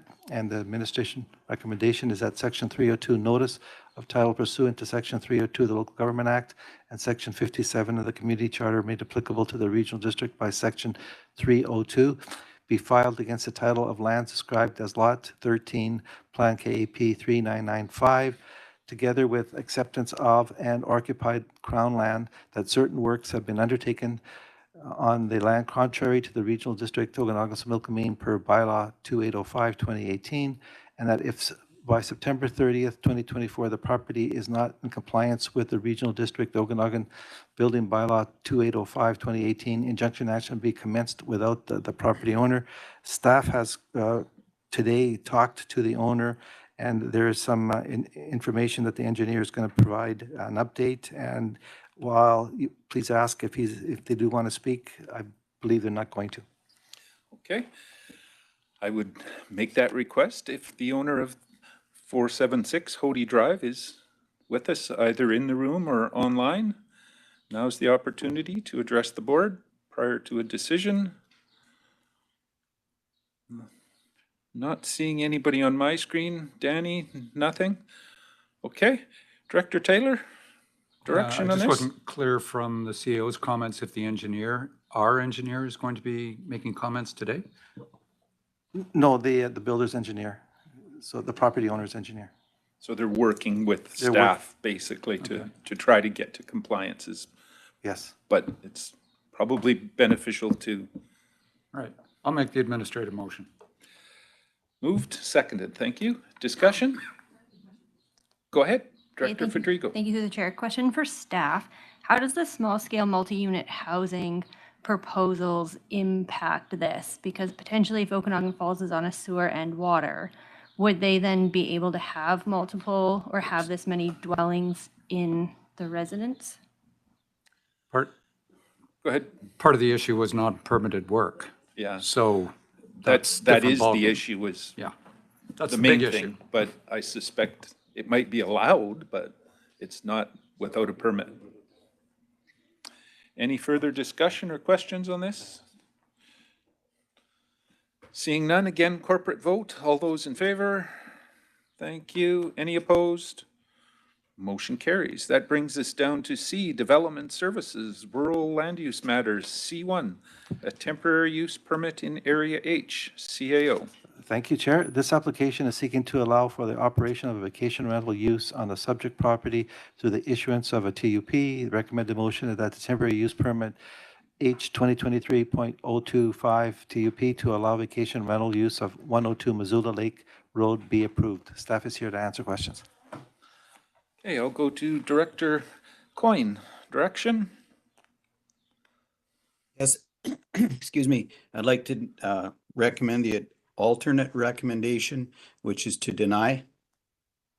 Okay, so you're moving to deny. Is there a seconder for that? It's seconded. With the denial, we usually ask if the applicant is in the room and wanting to speak or online. Again, I'm not seeing any hands. Okay. Discussion on this? Director Coyne, go ahead. Yeah, so this is the second one that we've had come from Missoula Lake. The community, well, you can see by the, excuse me, the responses that there was one person that was in support of it, as well as the applicant, of course. But all of the other feedback was all in the negative. And, we were supposed to do a vacation rental review, which didn't happen. So as a part of and a reaction to these ongoing issues, we will take on something, some sort of review in Area H specifically, because this is just not working out like this. Thank you. Okay, any further discussion on this? Go ahead, Director Conant. Yeah, I just have a question about this. Because the owners, and I'm sure that, I mean, maybe they don't want to speak to this, but are they given notice that this possibly could be the alternate suggestion might come forward? Because I think it's would almost be fair to wait until the following meeting to give them an opportunity if they wanted to speak. I'm not sure what our process is on that. I believe they're notified of the meeting and that it's on, but staff, go ahead and Yes, clarify. I spoke with the applicant and made the applicant aware that the possibility of a negative representation is always possible, and that they should be available to speak to it just in case. Thanks, good to know. Okay. Any further discussion? This one is a corporate vote, so I'll call the question, or no, rural vote, my mistake. I looked one above. Rural, all those in favor? Thank you. Any opposed? Motion carries. Down to C2, Land Use Amendment Bylaws, CAO. Thank you. The purpose of this report is to provide options to the board in relations to proposed land use bylaw amendment required to ensure compliance with recent changes to the Local Government Act in regards to Housing Status Residential Development Amendment Act 2023.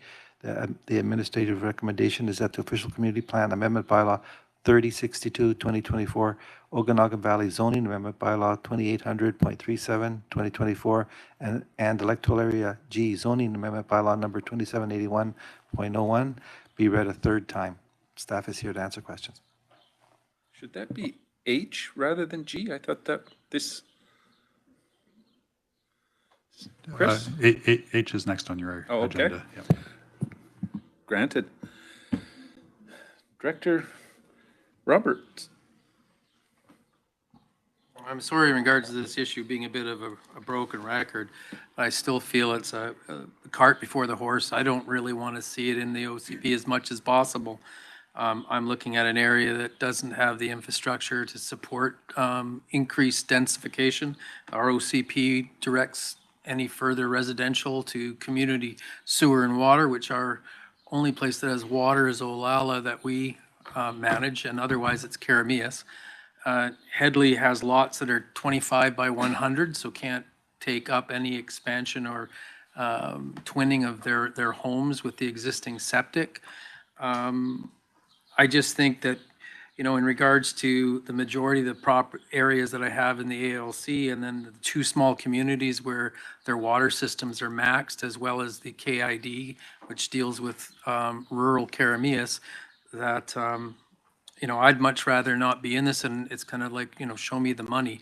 The province wants us to be enforced in having these types of things into our OCP bylaw. I don't have, you know, the infrastructure, and I don't have the tax ability in regards to pay for it. I don't have the tax base to be able to twin existing densification. So, you know, and again, I don't have any sewer systems. So it's a great concern to me, and I just think, again, that it's, I don't want to have something like this imposed on our OCP. Our OCP does state that they want to have minimal regulation, but they want to be able to have the regulation that protects their water and deals with issues of quality. So, you know, we're hoping to move forward and look at zoning as it relates to water and our aquifers, et cetera. So I really am against having this in my OCP, and strictly because of all those reasons. Thank you. Okay, I've got Director Federico and then Monteith. Thank you through the chair. So as we heard from one of my residents this morning during the public hearing, we did just outlined exactly what there was fears from our committee that would happen, and they were reassured that within our OCP and zoning that these wouldn't happen. So there's a little bit of apprehension to this. So looking at the heights or the setbacks, and then the increase in height is not something that we would like to see in the lower Naramata area. So that's concentrated mainly in the village. And so then that would match up with our OCP of that growth area within our A, B, and C areas. So I would like to have that area of Naramata removed from the zoning and from the OCP changes here. Director Monteith? Through the chair, I'm echoing some concerns. So I actually feel like we need some more time to dive into this because it just feels like I'm not ready at all. Caledon doesn't want the height. Caledon doesn't want the closeness with the setbacks. So yeah, I'm concerned. So I can't support it. So we either rework it, figure out what's different, or defeat this because I can't support it. Okay, might I suggest that we postpone it and take it back to a committee meeting for discussion on where it might go? Someone prepared to move that? Move, seconded? Not supposed to discuss that sort of motion to defer or postpone, so I will just call the question. All those in favor? When we defer, I believe it becomes corporate. Yeah, okay.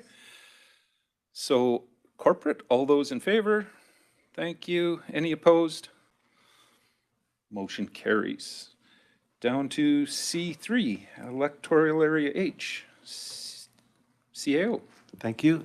It is being proposed to introduce a new zoning bylaw for electoral area H in order to comply with a new provincial requirement for small-scale multi-housing unit in the Local Government Act. And the recommendation is that electoral area H zoning bylaw 3065-2024 be read a third time.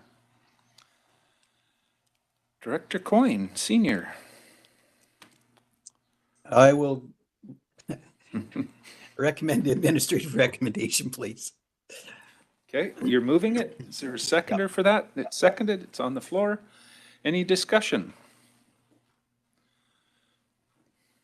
Not seeing any hands. This one is a rural vote. I'll call the question. All those in favor? Thank you. Any opposed?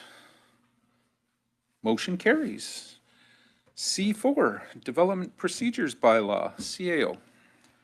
The purpose of this report is to provide options to the board in relation to the notification of official community plan and zoning bylaw amendment applications, development variance permits applications, and temporary use permit applications. Recommended motion is that the Regional District of Okanagan-Similkameen Procedure Amendment Bylaw 2500.35 be read a first, second, and third time. Mr. Garish, you want to add something quickly? Yeah, I just want to clarify for the board that I know the discussion at committee that led to these amendments was strictly in relation to DVPs, but staff are recommending that we apply the same approach to DVPs, to TUPs, and rezonings for consistency. And also just want to flag too, because I know there's a point of discussion at committee that the discretion for staff to increase the radius based on the area, if it was more rural or larger, anyway, that's being proposed to be removed as part of the amendments. So just for clarification. Okay. So it would apply to virtually all those types of applications, not just DVPs. It would be a consistent, uniform approach to notification for permits and rezoning applications. Okay. Director, I thought I seen a hand from Director Monteith first, but no? Director Taylor. Yeah, I just want to clarify. So now you would not use your discretion and possibly go wider, even if you thought that was sensible? We understood that there was concern by the board at committee in relation to staff's exercise of discretion in that respect, so the amendment bylaw has removed it. Follow-up? Yeah, I guess I kind of thought we were trying to raise the minimum. I didn't think we were trying to lose your discretion to go above that if necessary. I thought, yeah. Sorry, Chris. Okay. Director Monteith? Through the chair, I exactly agree. So I believe the direction was that this was the minimum plus extra if staff felt that that was warranted. So I was sort of surprised that that wasn't included. Okay. Director Federico, I see a Sure, thank you. tentative hand. Through the chair, I echo the same sentiments because I think Staff have the ability to see on a map that if we're not quite hitting a target or enough feedback, then that they would have that discretion to be able to do that. So I definitely would support that being added back into this. So how do we move forward with this? Should we move it with an amendment? Or should we just send it back? Which is the cleanest, CAO or Mr. Garish? I would suggest sending it back. Sending it back? So, okay, someone want to postpone it to a future committee meeting? Moved and seconded. Again, that makes it a corporate vote, so I'll call the question. All those in favor? Thank you. Any opposed? Motion carries. Nothing there. Protective Services, D1, UBCM Community Resilience Investment Program, CAO. Thank you. The purpose of this report is the Community Resilience Investment Program is a union of BC investment municipalities funded initiative to reduce the risk and impact of wildfire on community, fire smart communities funding and support programs, provide funding to local governments to increase community resilience by undertaking community-based fire smart planning and activities that reduce communities' risk from wildfires. And the administrative recommendation is that the grant application for the 2024 Resilience Investment Program to promote fire smart resilience communities, reduce the risk and impact of wildfire be submitted to UBCM. And I've got staff here to answer any questions you may have. Okay, any questions or direction from the board on this? I suspect this should be fairly straightforward. Director Coyne, Senior, go ahead. I'd like to make the administrator recommendation, please. Okay, moved and seconded. Thank you. It's on the floor. Any further discussion or questions on it? Director Federico? Thank you through the chair. To staff, so will this help cover some wildfire mitigation to either RDOS property, owned property, some of our parks, or some of the crown land surrounding our communities? CAO or staff? Go ahead. Yes, this application does provide for that. Good to know. Any other questions or comments? Go ahead, Director Taylor. So would it have application then and potentially cover RDOS expenses on land owned by MODI highway right-of-ways? Not likely, but No. no? No. Okay. Seeing any other hands, we'll call the question on this. And this one is corporate. All those in favor? Thank you. Any opposed? Motion carries. Down, E2 is off, so down to F, updated purchasing policy, CAO.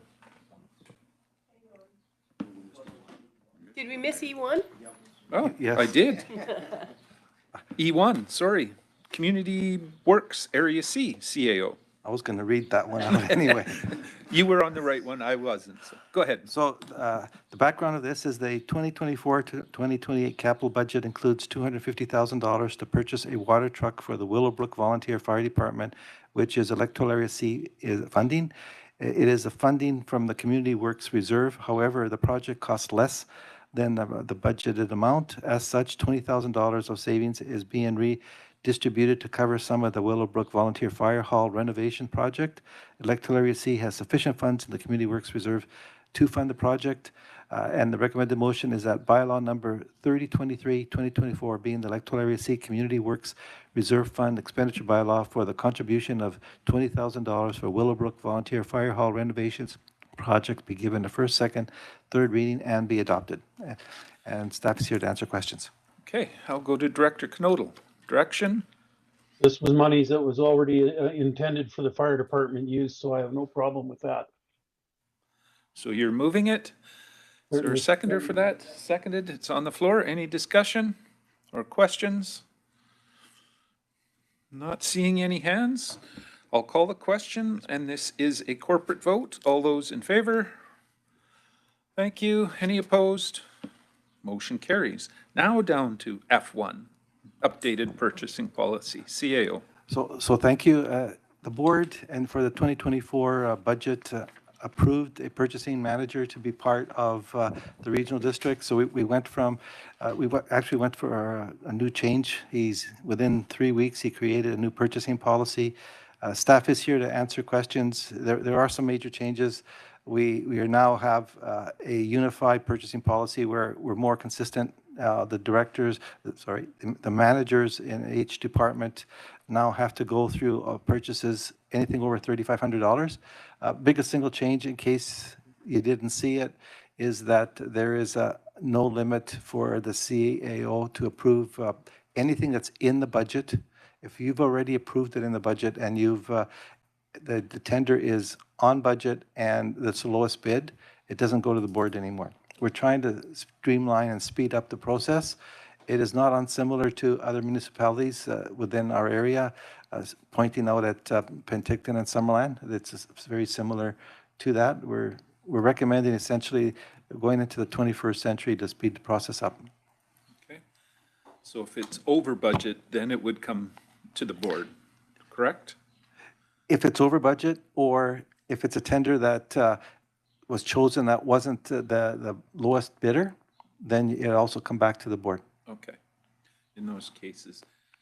Question, Director Federico? Thank you through the chair. So I kind of inquired last time, but then looking at the table where the different managers or senior managers can approve things.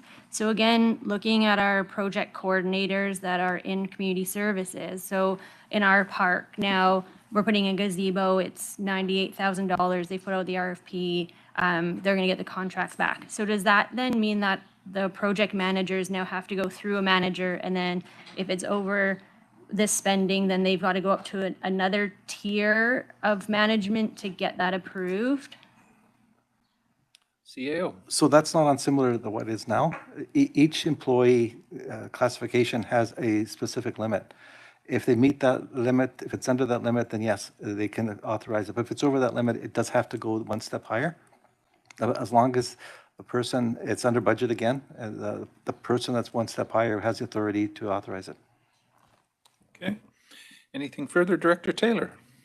Yeah, not having worked in government, I found this tough sledding to understand, what is proposed versus what is. So first, and I have two questions. What's been the staff response to this? Like, do they get it? CAO? Yes, they get it. It is a control that I think it's much needed. So we went from a decentralized to a centralized purchasing system. Mike, your purchasing manager, is having meetings one-on-one with each of the departments to explain if there's any issues, and Mike can explain further. Go ahead. Yes, good morning. Yes, I've already started the purchasing roadshow, so I've met with a couple of departments. I need to meet with all of them still, kind of waiting for a decision on the purchasing policy to make this official, but certainly it needs to be rolled out fairly quickly. I don't have a presentation today. I did one at the last meeting, but certainly I'm here to answer any questions or concerns. Okay. Follow up, Mr. Director Taylor? So then, as an example of the type of work, and forgive me if I should have asked this earlier, but we just went through the waste contracting. So would this individual be involved in structuring the RFP, RFC, whatever? CAO or? So if I may. Sure. Because up until just fairly recently, we didn't have a purchasing manager. We used the town of, we used Summerlands, the district of Summerlands, and the city of Penticton's purchasing managers, but we paid our share for that. If we had Mike here at the time, he would be representing us. Follow up, go ahead. So he would help structure what goes out to the bidders? Correct. Okay. Right. Director Federico. Yes, thank you through the chair. So then along the lines of contractors and RFPs, would the procurement manager have a say or a review of the actual contract that goes out in the event that we have some conflicts, historical conflicts with staff? Yes, let me answer that, if I may. Certainly, it is my responsibility to prepare the RFPs. We will be using standardized templates, and each department, they'll contribute their piece. I don't know what they require, so in the scope of work, they provide that piece. And then I work with with that department, make sure that we haven't missed anything. We identify, maybe there are hazards in that for this project. Want to make sure we identify those, who's going to be prime contractor, what kind of insurance do we have. All these types of things would be discussed at that time. So yeah, it really flows through the purchasing department. That's really the whole point of having a centralized system. Okay. Director Coyne. So I know the fire departments kind of fall outside of this. Will they be brought into this or? CAO. Yes, they'll be part of it. We're trying to get economies of scale also. We're not going to force anything down their throats because some fire departments use hose A and another one use hose B. But we're going to try to standardize everything and try to save money. But yeah, so the answer is yes. Okay. Direction from the board on this. You're moving it, seconded, it's on the floor. Any further discussion? Want to make a comment? Go ahead, sir. I do, yeah. I just would like to be very clear with the board. This is a big change to the organization. We are, like I said, decentralized to centralized. That's doing a 180.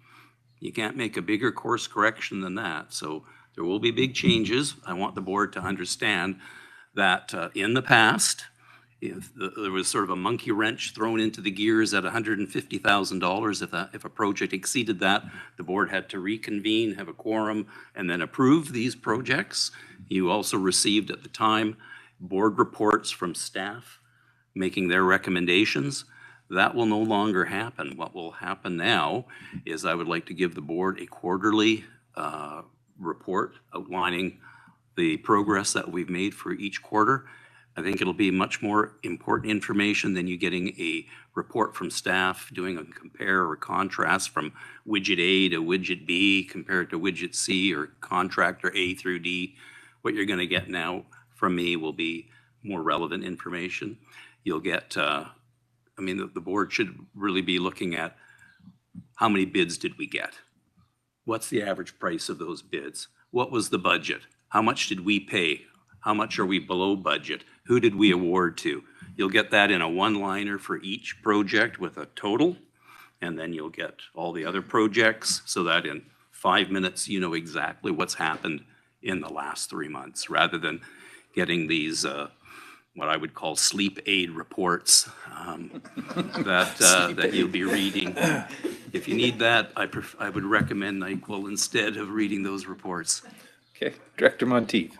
And sorry, through the chair, just to verify, if something were to come in over budget, or if it was suspicious that maybe only one bid came in versus several, would those conversations still come to the board? Would that still be made at an administrative level?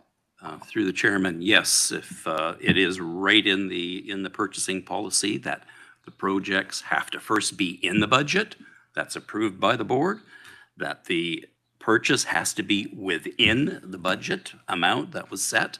And if it is not, then I'm the backstop and nothing goes further, it then has to go back to the department. They will then have to reassess what they are going to do. Either they're going to come back to the board and request more money, or they're going to cut the scope of work down or whatever. But those will be discussions first that I would have with the end user. But certainly if things are over budget, or if there is something that I'm not comfortable with, yes, certainly would be coming back to the board for sure. Okay, thanks for that. Director Taylor. Yeah, just as a comment, I guess what I'm hoping to see out of this is on some of these big contracts where we're dealing with multinational companies, I'm thinking we now have a professional that is more used to that's their business and ensure we don't get, I feel we might have been gamed in a recent contract, and I'm hoping that we've now got some higher level professional expertise and our staff have got the technical expertise, and we can put both of those together into the RFP. I would suspect that's where it's the way it's supposed to work. Through the chairman, yes. I think that now we're raising the bar because now you have your staff that are trained in their expertise area and not exposing them to procurement that isn't their expertise. So I have the skill sets on that part. They have the skill sets for their profession. I do think that all around we'll have better outcomes and make better purchasing decisions altogether. Okay, not seeing any other questions on it. We've got the motion on the floor. Corporate vote. All those in favor? Thank you. Any opposed? Motion carries. F2, Code of Conduct Update, CAO. Thank you. As you just stated, this is a code of conduct update, and it's to provide the Board of Directors with an update on the Electoral Office Code of Conduct Policy and to release the public a summary report of Code of Conduct investigation reports to date. And I'll pass this on. Ms. Malden. Is this yours? Ms. Malden? Thanks. So as the CAO noted, it is part of our requirement of our current policy to release a summary to the public on this. All local governments that have embarked on this new code of conduct are doing the same. And I will note that there's an awful lot of opportunity for local governments around the province to tweak their policies based on experience to date. So many had several uses of their code of conduct and are working on refining their processes, much like we are as well. So I think I noted in the report that the Corporate Officer Committee will be reconvening shortly to talk about some of those proposed changes that board members had brought up, and also that we found as well in there. Step 2 of that is it's being determined provincially that it's to benefit local governments to have some code of conduct training. When is appropriate to use it, for what matters, that kind of thing. So we'll have Reese Harding later on in the fall come back and provide some training on that, along with the proposed updates that we are suggesting. Okay, there's no action required on this. Question? Go ahead, Director Conan. Yes, thanks, through the chair. So Ms. Malden, at that time, we'll be able to give maybe further suggestions that we might have to add to that list? Ms. Malden? Anytime. I can bring it back sooner than that, actually, because we did get a lot of great feedback. We'd like to take it back to the group. If there's more feedback, I can come back again with some of those preliminary proposed changes and then get more feedback from the board as well. Ultimately, the goal is to have everybody happy by the end of the year. Thanks, that sounds great. All right, Director Monteith. Through the chair, am I reading that we spent $12,000 on legal costs with this code of conduct already? Ms. Malden? $12,000 is the cost that's being incurred to date with respect to the three the complaints that were filed. So that includes everything. That includes the entire process and everything. Yes. Okay. Director Holmes? So my question is on the same lines. So when we're talking about looking for improvements to the policy, I think for something like this, what one person might consider improvement, another person might not consider an improvement at all. And so I'm just wondering if one of those improvements would be at looking at how do you make the policy more cost effective. Absolutely. That is one of the big ones. And how to take other avenues prior to getting to the code of conduct. It should be a last resort. It should be that things couldn't be worked out any other way. And I think section 12 of it really narrows in on that. And that may be where we need to strengthen that. And that is face-to-face conversation and trying to work things out prior to going to the formal process. Okay, so Follow up. And just to clarify, does the working group of corporate officers include Summerland and Oliver or no? Ms. Malden? They will always be invited, whether they're in the policy or not. It's to our benefit to hear what others are doing as well. So yes. Okay. Director Monteith? Through the chair, I'm wondering if there's an appetite from the board to consider legal costs being a board decision versus not, because I feel like some of these could have been addressed before there was legal costs. So I just want to put that there. Well, that will be part of a discussion in the future when we bring it back, I suspect, but I'm not sure how that would function, but can be discussed. Seeing no more hands on this, go ahead, follow up. Yeah, Dr. so Conant? are we, I'm sorry, I'm misunderstanding a little. Are we to give suggestions now or later in the process? You can email suggestions if they come to you, and I certainly will bring them forward so the rest of the board hears it. Or if you'd rather, I'll bring it forward, the report with the proposals, suggestions we currently have, and you can feed into the process again at that time. Either or. F3, regional survey updated questions, CAO. Thank you. So this report is to provide an update on the survey questions, a list of rural communities and marketing strategy. The recommended motion is that the regional district conduct a regional survey in September 2024, formally called the Citizen Survey, and invite the select Okanagan communities and municipalities to participate. Staff is here to answer questions you may have. Director Federico. Thank you to the chair. I was going through the report, and under public engagement was mainly just through the website, survey, general survey. There wasn't any mention of in-person. I know like we have our Naramata market, which is busy, and I appreciate that there's tourists that are there too, but you will hit, quite a few residents. You'll also hit our summer residents. The Penticton market's happening. Oliver has a market on Sunday. Karamias has some pop-up markets. So I think there's ample opportunity through the summer to be outside to get your vitamin D and chatting with residents face to face. I think that's important than just sending them electronic stuff all the time. So if we can include some of that in there, that'd be appreciated. Is that an option? To the chair? Go ahead. Everything's an option. We'll have to discuss it. Certainly, the idea with the significantly, statistically significant option is that they're emailed to people. And then the one-offs like that, I'm not sure exactly where they would fit in. They'd probably be less significant in the sense that somebody could come up to us and just fill out, they have a particular thing they'd like to put on the agenda, but it's not out of the realm of possibility. It's just a matter of capacity and putting the time in to do that. One other option I was going to put forward for consideration through Legislative Services is possibly doing one of our short videos with our youth ambassador to help get the word out to everybody that this survey is available, and that's for the other part of the survey, this not statistically significant part, to just say, hey, this survey's out there. But certainly going in person is always an option. It's just a matter of making sure we have the capacity to do that and the funding. Okay. Director Coyne.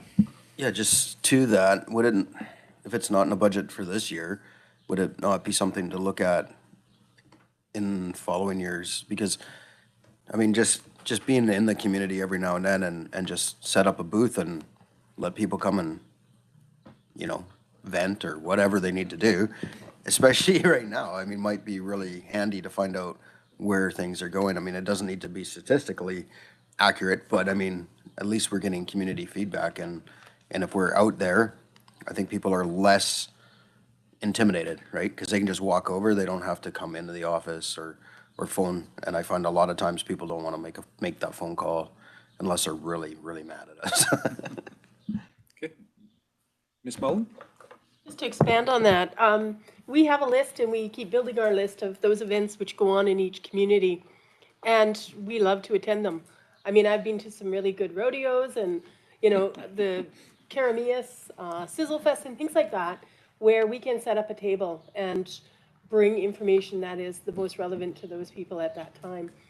We stopped doing it during COVID, but we were really getting some momentum. And yeah, so for those of us who like to get out in the communities, and the things that you hear and the questions that you're asked are invaluable to me. So we'll be getting back to that again. Okay.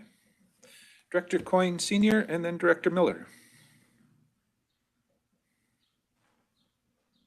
Yeah, actually, that's wonderful that we're gonna start getting back out in the communities, because one of the things that I've been yelled at lately about is the fact that everything is online.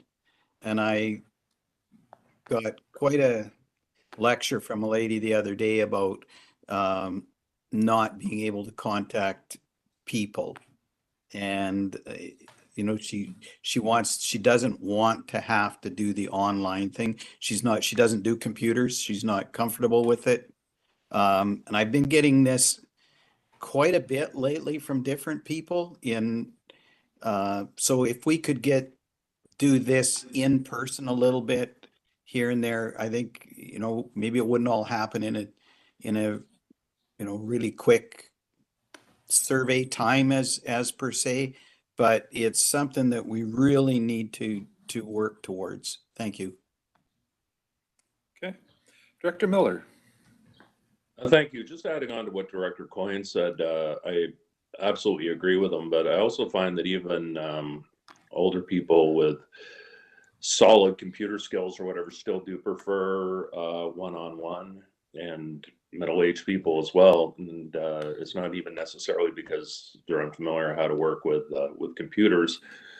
With that said, I'm not going to make a notice of motion, but something we may want to consider is, I don't know why the RDOS has never had a public question period at the end of its meetings. And I'm not sure if anybody, due to the structure, would actually want to participate, but I've always personally felt that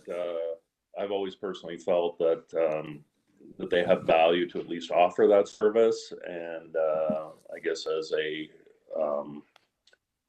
media people have asked me that maybe they'd be more likely to cover meetings if there was that question period. So in terms of public engagement, I think that's something that we may want to consider down the line. Thank you. Okay. Any other question? Oh, CAO. I think this is a good time to give you an idea of what's on my work plan. Is we're looking at having kiosks. We'll be asking the municipalities if they allow us to have a little corner in their city halls with a regional district kiosk, and also wherever it's appropriate in electoral areas. For instance, some of the fire halls, it would work, and not in all the fire halls in the recreation areas. So that's something that is going to be coming to the board as an ask. So, and that would actually have people have live comments, or we would have questions there, and they would put them in a box, and we'd hear from them without the computers, just live. Okay. Director Gilbert. Okay, I'll go to her first. Director Conans. Yes, through the chair, number 8, where we're asking what is the most important issue facing your local government. And I know you have so many subjects covered. In fact, I'm sure you have all the subjects covered, but just in case, in the other, is there a way that, does something come on that they can, in the form that they will be able to write in what the other is, just in case there's something we're missing? I'm seeing the shaking of the head, yes. Okay. Director Gilbert. Yeah, thanks through the chair. And I guess this is a question for staff of the communications department of just, do you see that it's going to be a benefit to have it around that time at the same time as the provincial election, or that kind of interfering with the survey that would go out? Eric? To the chair, the thinking originally was that the feedback comes in prior to the start of the budget process, so that you're getting some feedback from there. And certainly there could be that consideration, but I would say that would probably be up to the board. If it was a red flag that you were concerned about enough, we may have to look at it. But the whole idea was to get the information in, have it all presented to the board in advance of your strategic planning, so you can have some sense, hopefully, of what some of the priorities are. Okay. So direction on this? Go ahead, Director Pierre. Just returning back to the kiosk idea, reaching out to our local communities about not just at their town halls and things like that, but where our members will actually be, and that would be things like the local pools and things like that. So those sites more than the city halls, because I don't think some of our regional people will be going into their city halls, but they'll be going to the pool. So those ideas. Yeah, that's a good suggestion. So a direction on this? Someone prepared to make that motion? Director Roberts is moving it. Seconded. Any further discussion? Good luck. Director Federico? Thank you to the chair. So are we voting to do a statistically significant survey for the 25,000, or are we just looking at an in-house one? What is the motion on that? Eric? To the chair, the proposal from Legislative Services is to conduct a statistically significant survey in-house by sending out a certain number of invitations to reach that threshold, and then also making it available to everyone in the region, which is statistically not significant. I don't know how you say that. But the estimate to have a firm conduct it was 25,000, which is actually quite low. And the challenges with firms doing it is that you can't, it's not like the old days where you could just phone people. A lot of people don't have landlines, and reaching out to people is an expensive challenge and process. But so in-house is the proposal. Okay, just so everybody's clear on that. Seeing no more hands, I'll call the question. All those in favor? Thank you. Any opposed? Motion carries. Director Miller, was that opposed or was just a slow hand? No, I'm in favor. Okay. Was just a slow hand as it came up. Sorry, no problem. All good. Security issuing bylaw, CAO. Thank you. This is to authorize the entry into an agreement respecting financing between the Regional District of Okanagan-Similkameen and the Municipal Finance Authority of British Columbia. The recommended motion is that bylaw 3085-2024 being a bylaw of the Regional District of Okanagan-Similkameen to borrow up to $3,732,000 for Prairie Valley Road upgrades and wastewater treatment plant upgrades in the District of Summerland be given a first, second, third time and adopted. Oh, okay, I'll go to Director Holmes. I'm assuming he would like to see that happen. I'll make that recommendation, yeah. Okay, moving it, and it's seconded. It's amazing that Summerland would do that. Any discussion on this? Seeing no hands, we'll call. Sure, go ahead, Director. I'll just add that, this upgrading Prairie Valley Road not only benefits the people of Summerland, but also benefits the people who are trying to get to Falder and parts of. Areas beyond, for sure. Yeah, areas beyond, yeah. For instance, Yeah. I know I drove that the other day. Absolutely. I'll call the question. All those in favor? Thank you. Any opposed? Motion carries. F5, UBCM meeting requests. I'll go to Ms. Molden. You can maybe just read us the quick list and Yep, so we this can is an approve it. endorsement of those that were discussed just this morning. Do you want me to go through each one and just very quickly, or do you just want me to point out the ones that the board elected not to go with? I think we all know which ones are going, so. Okay, so the solar incentive was one that the board felt did not need to progress, BC homeowner solar power incentive. The volunteer firefighter and search and rescue member income tax credit, Bill 310, was not to advance, and then the final one not to advance was the Board of Variance. Board of Variance, yeah. And that we would be adding one, which was 1330 Grayback Road. Okay. It's moved. Is there a seconder for that? Seconded. Thank you. Any discussion on this? Seeing no hands, we'll call the question. All in favor? Thank you. Any opposed? Motion carries. Brings us down to CAO reports. Anything from the CAO for a verbal update? Just that we're looking at having the strategic priorities for the board in October so that it can be done and completed before the budget, not after. Okay, good idea. Usually. Yeah. Down to other businesses, chair's report. This is one of the few times there's not a whole lot to report on, other than that one committee I sit on with UBCM for the fire safety thing is still ongoing. I think we met 2 weeks ago on it, and it is slowly getting implemented. If there was something significant, I think we meet on the 15th of this month, so if there's some significant changes or anything suggested, I will bring that back. Director's motions. I've got a couple of director's motions, but I'll start with the one that's on the list. Director Roberts. Thank you through the chair. And I'm not sure if it's written up, if Ms. Malden has it there, because it's not on my. It's on mine here. Do you want me to read it out for you? That staff be there you go. directed It to didn't open revisit solid waste collection and drop-off service establishment bylaw 2190, 2003 in order to look at more flexible options in the future.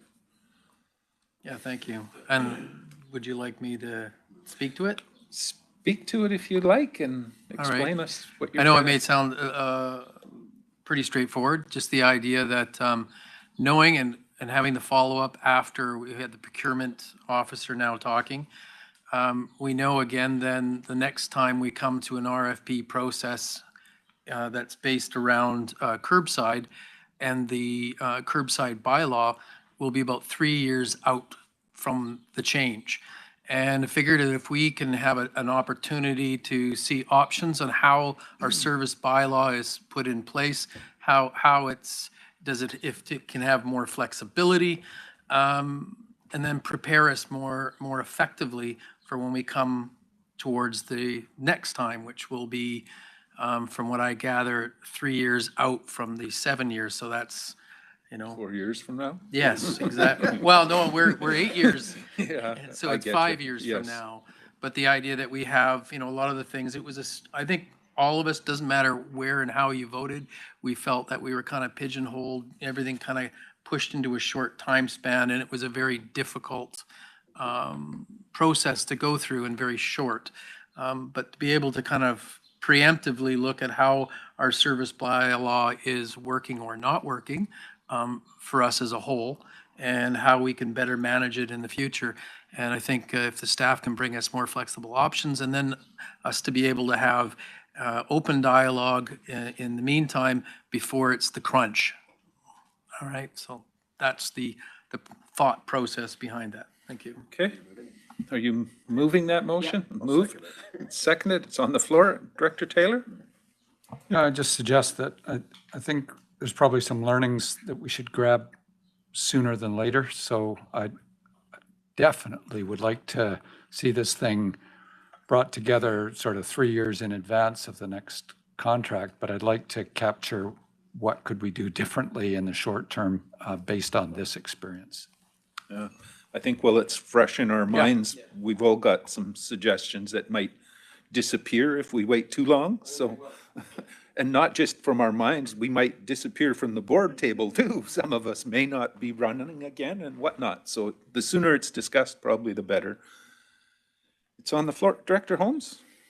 Yeah, I think this is, this is the way to do it. This is the way to get it right. I think had we went headlong into an in-house service right now, it would have been putting the cart before the horse. We wouldn't have had the opportunity to do this kind of review that needs to be done and get it right for the next time.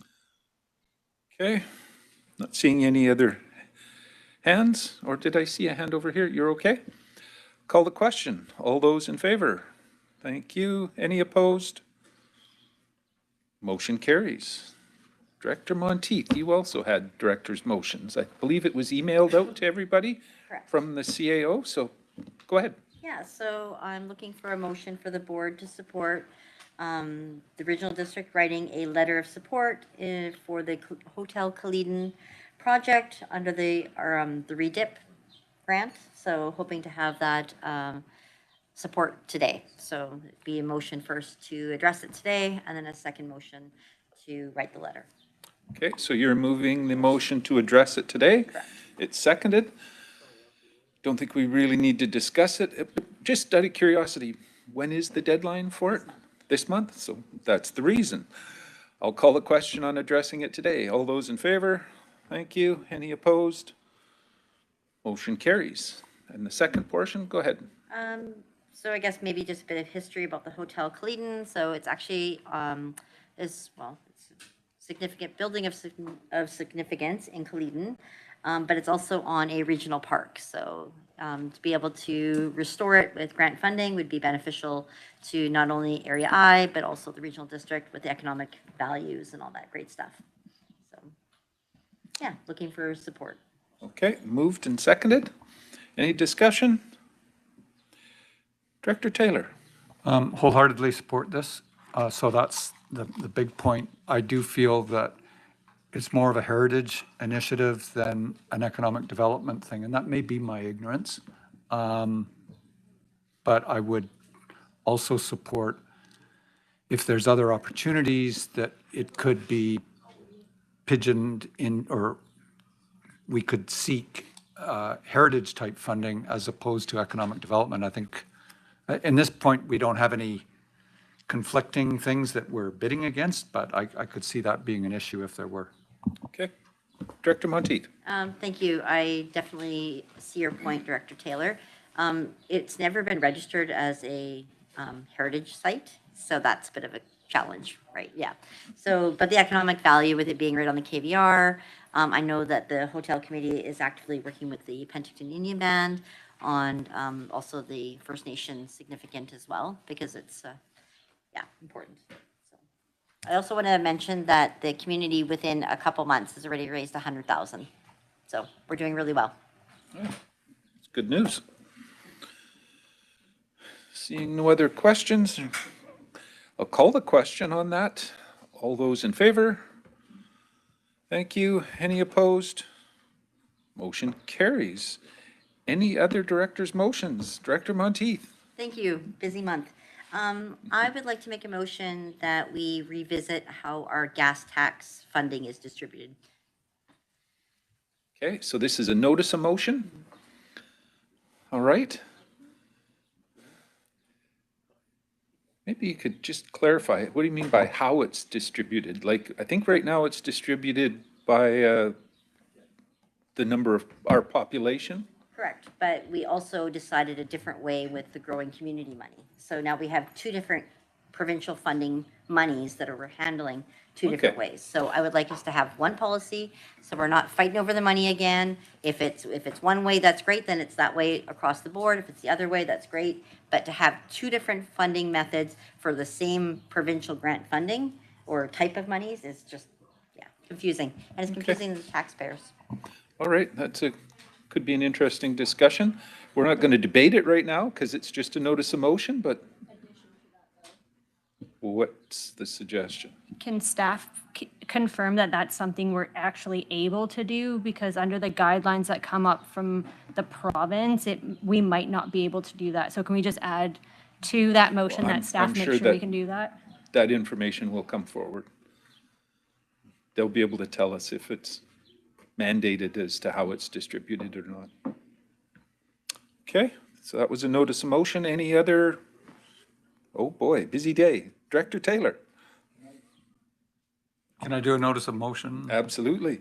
I'd like to bring forward a motion that the format or template for briefing notes to the board be amended to include a communications component, communications plan component. Okay, which, I'm not sure what briefing notes you're talking about. Well, when we get a briefing note in our agenda package, staff reports. Staff reports? Okay. Okay, just so everybody's clear. So that's the notice of motion, all right? Anything else? Not seeing anything. Board members' verbal updates. Anything to report from your communities? Director Holmes. So MLA Ashton and I have been making some hay recently with Modi about the Summerland Slide area and and with the oncoming summer tourist season, what a potential disaster could be for all our communities if something isn't done to improve the convenience of people getting around that. And So I just heard this morning that Modi has said they're not going to be doing any major blasting over the summer, and that they're reopening it to 4 lanes right after the slide area, so right at Callan Road. So that's great news, because there's the road rage that was going on there, the accidents that were happening there were getting out of control. And nothing drove people mad, I think, is once you get past the slide heading south, that is still, the highway is still closed, and you see this empty 2 lanes that aren't being used. So now that's, we've got some relief over the summer, at least, going forward. And Yeah, so during the that's, busy season, that's good. Yeah, so that's good. I did see you on the news actually speaking about that, so good for you. Any other updates from your communities? Oh, a couple of hands online. I'll start with Director Miller and then Director Coyne. I'd just like to invite everyone to the Penticton Scottish Festival, and this is wonderful. There's a free event on Friday, and Friday evening at Kings Park, and it also includes a performance by a youth pipe band from New Zealand. And of course, the major event is all day Saturday, and it's quite affordable because for 8 hours of entertainment, it's $20 for adults and reduced prices for seniors and students. So thank you to everyone who makes that happen, because it is a wonderful event. All right, thanks for that. Director Coyne. This is just kind of a shout out to staff. We have a pretty amazing bunch of people at work at our front counter, and this is going back a ways into June, but there was an incident with one of our Area H residents that our staff just did an incredible job of diffusing a very irate person, and I just want to say thank you. That's it. Okay, I'm sure that's much appreciated. Thanks for that. Anything further, Director Taylor? Yeah, similarly, shout out to staff. We had a Canada Day celebration in OK Falls, and I believe there was one in Caledon as well. Volunteer coordinator or someone with volunteer coordination training, did a great job of getting a lot of activities throughout the community that were all happening on the same day, kind of sequential, so they weren't competing with each other. And that takes a lot of, when you want a community group to change their time from 3 o'clock to 1 o'clock, and you succeed, that's good. That's skillful. So thanks to staff for doing that, and it was a great day. And secondly, I just want to thank staff. Somehow this appeared in your folders, and again, I think we've got it. So it's a brochure on the incorporation study, really informative. Again, I think compliments to RDOS staff. I think the materials that are being presented are informative and effective, and they were in the last project as well, but I think they're a step forward this time, and I think it's going to be really helpful. If anybody wants to know, there's, an analysis of what the costs would look like, and there are also on the last page indication of when some open houses are. And if you want to talk to anybody on the committee, you can show up in our park on July 1, 14, August 11, August 25th, and pick somebody's brains. And yeah, love to, this is part of you, so I'd love to have you get your questions asked and answered. Thank you. Okay, thanks for that. Any other community updates? Not seeing any hands. We'll move down. Next section is the closed session. I've got a little bit to read here that in accordance with section 91A, C, G, I, J, K, and 92B and D of the Community Charter, the board closed the meeting to the public on the basis of personal information about an identifiable individual who holds or is being considered for a position as an officer employee or agent of the municipality or another position appointed by the municipality, labor relations or other employee relations, litigation or potential litigation affecting the municipality, the receipt of advice that is subject to a solicitor-client privilege, including communications necessary for that purpose, information that is prohibited, or information that if it were presented in a document would be prohibited from disclosure under Section 21 of the Freedom of Information and Protection of Privacy Act, negotiations and related discussions respecting the proposed provision of a municipal service that are at their preliminary stages and that, in the view of the council, could reasonably be expected to harm the interests of the municipality if they were held in public. The consideration of information received and held in confidence relating to negotiations between the municipality and a provincial government or the federal government or both, or between a provincial government or federal government or both and a third party. A matter that under another enactment is such that the public must be excluded from the meeting. Well, that was a mouthful. Get a motion to go in camera. Moved and seconded. Thank you. All in favor? Great. Any opposed? Yeah. Was giving them the long-winded hint, I guess.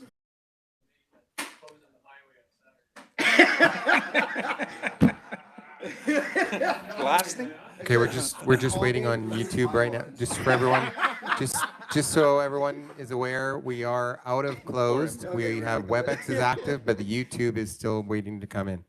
Okay. We'll ask for a motion to adjourn. Okay, Moved, we are good to seconded. go. Thank you. All in favor?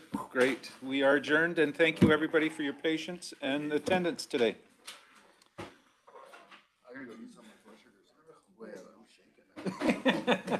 You need a sugar fix?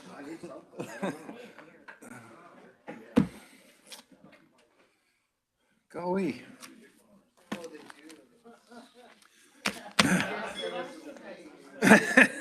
Some big topics for just having to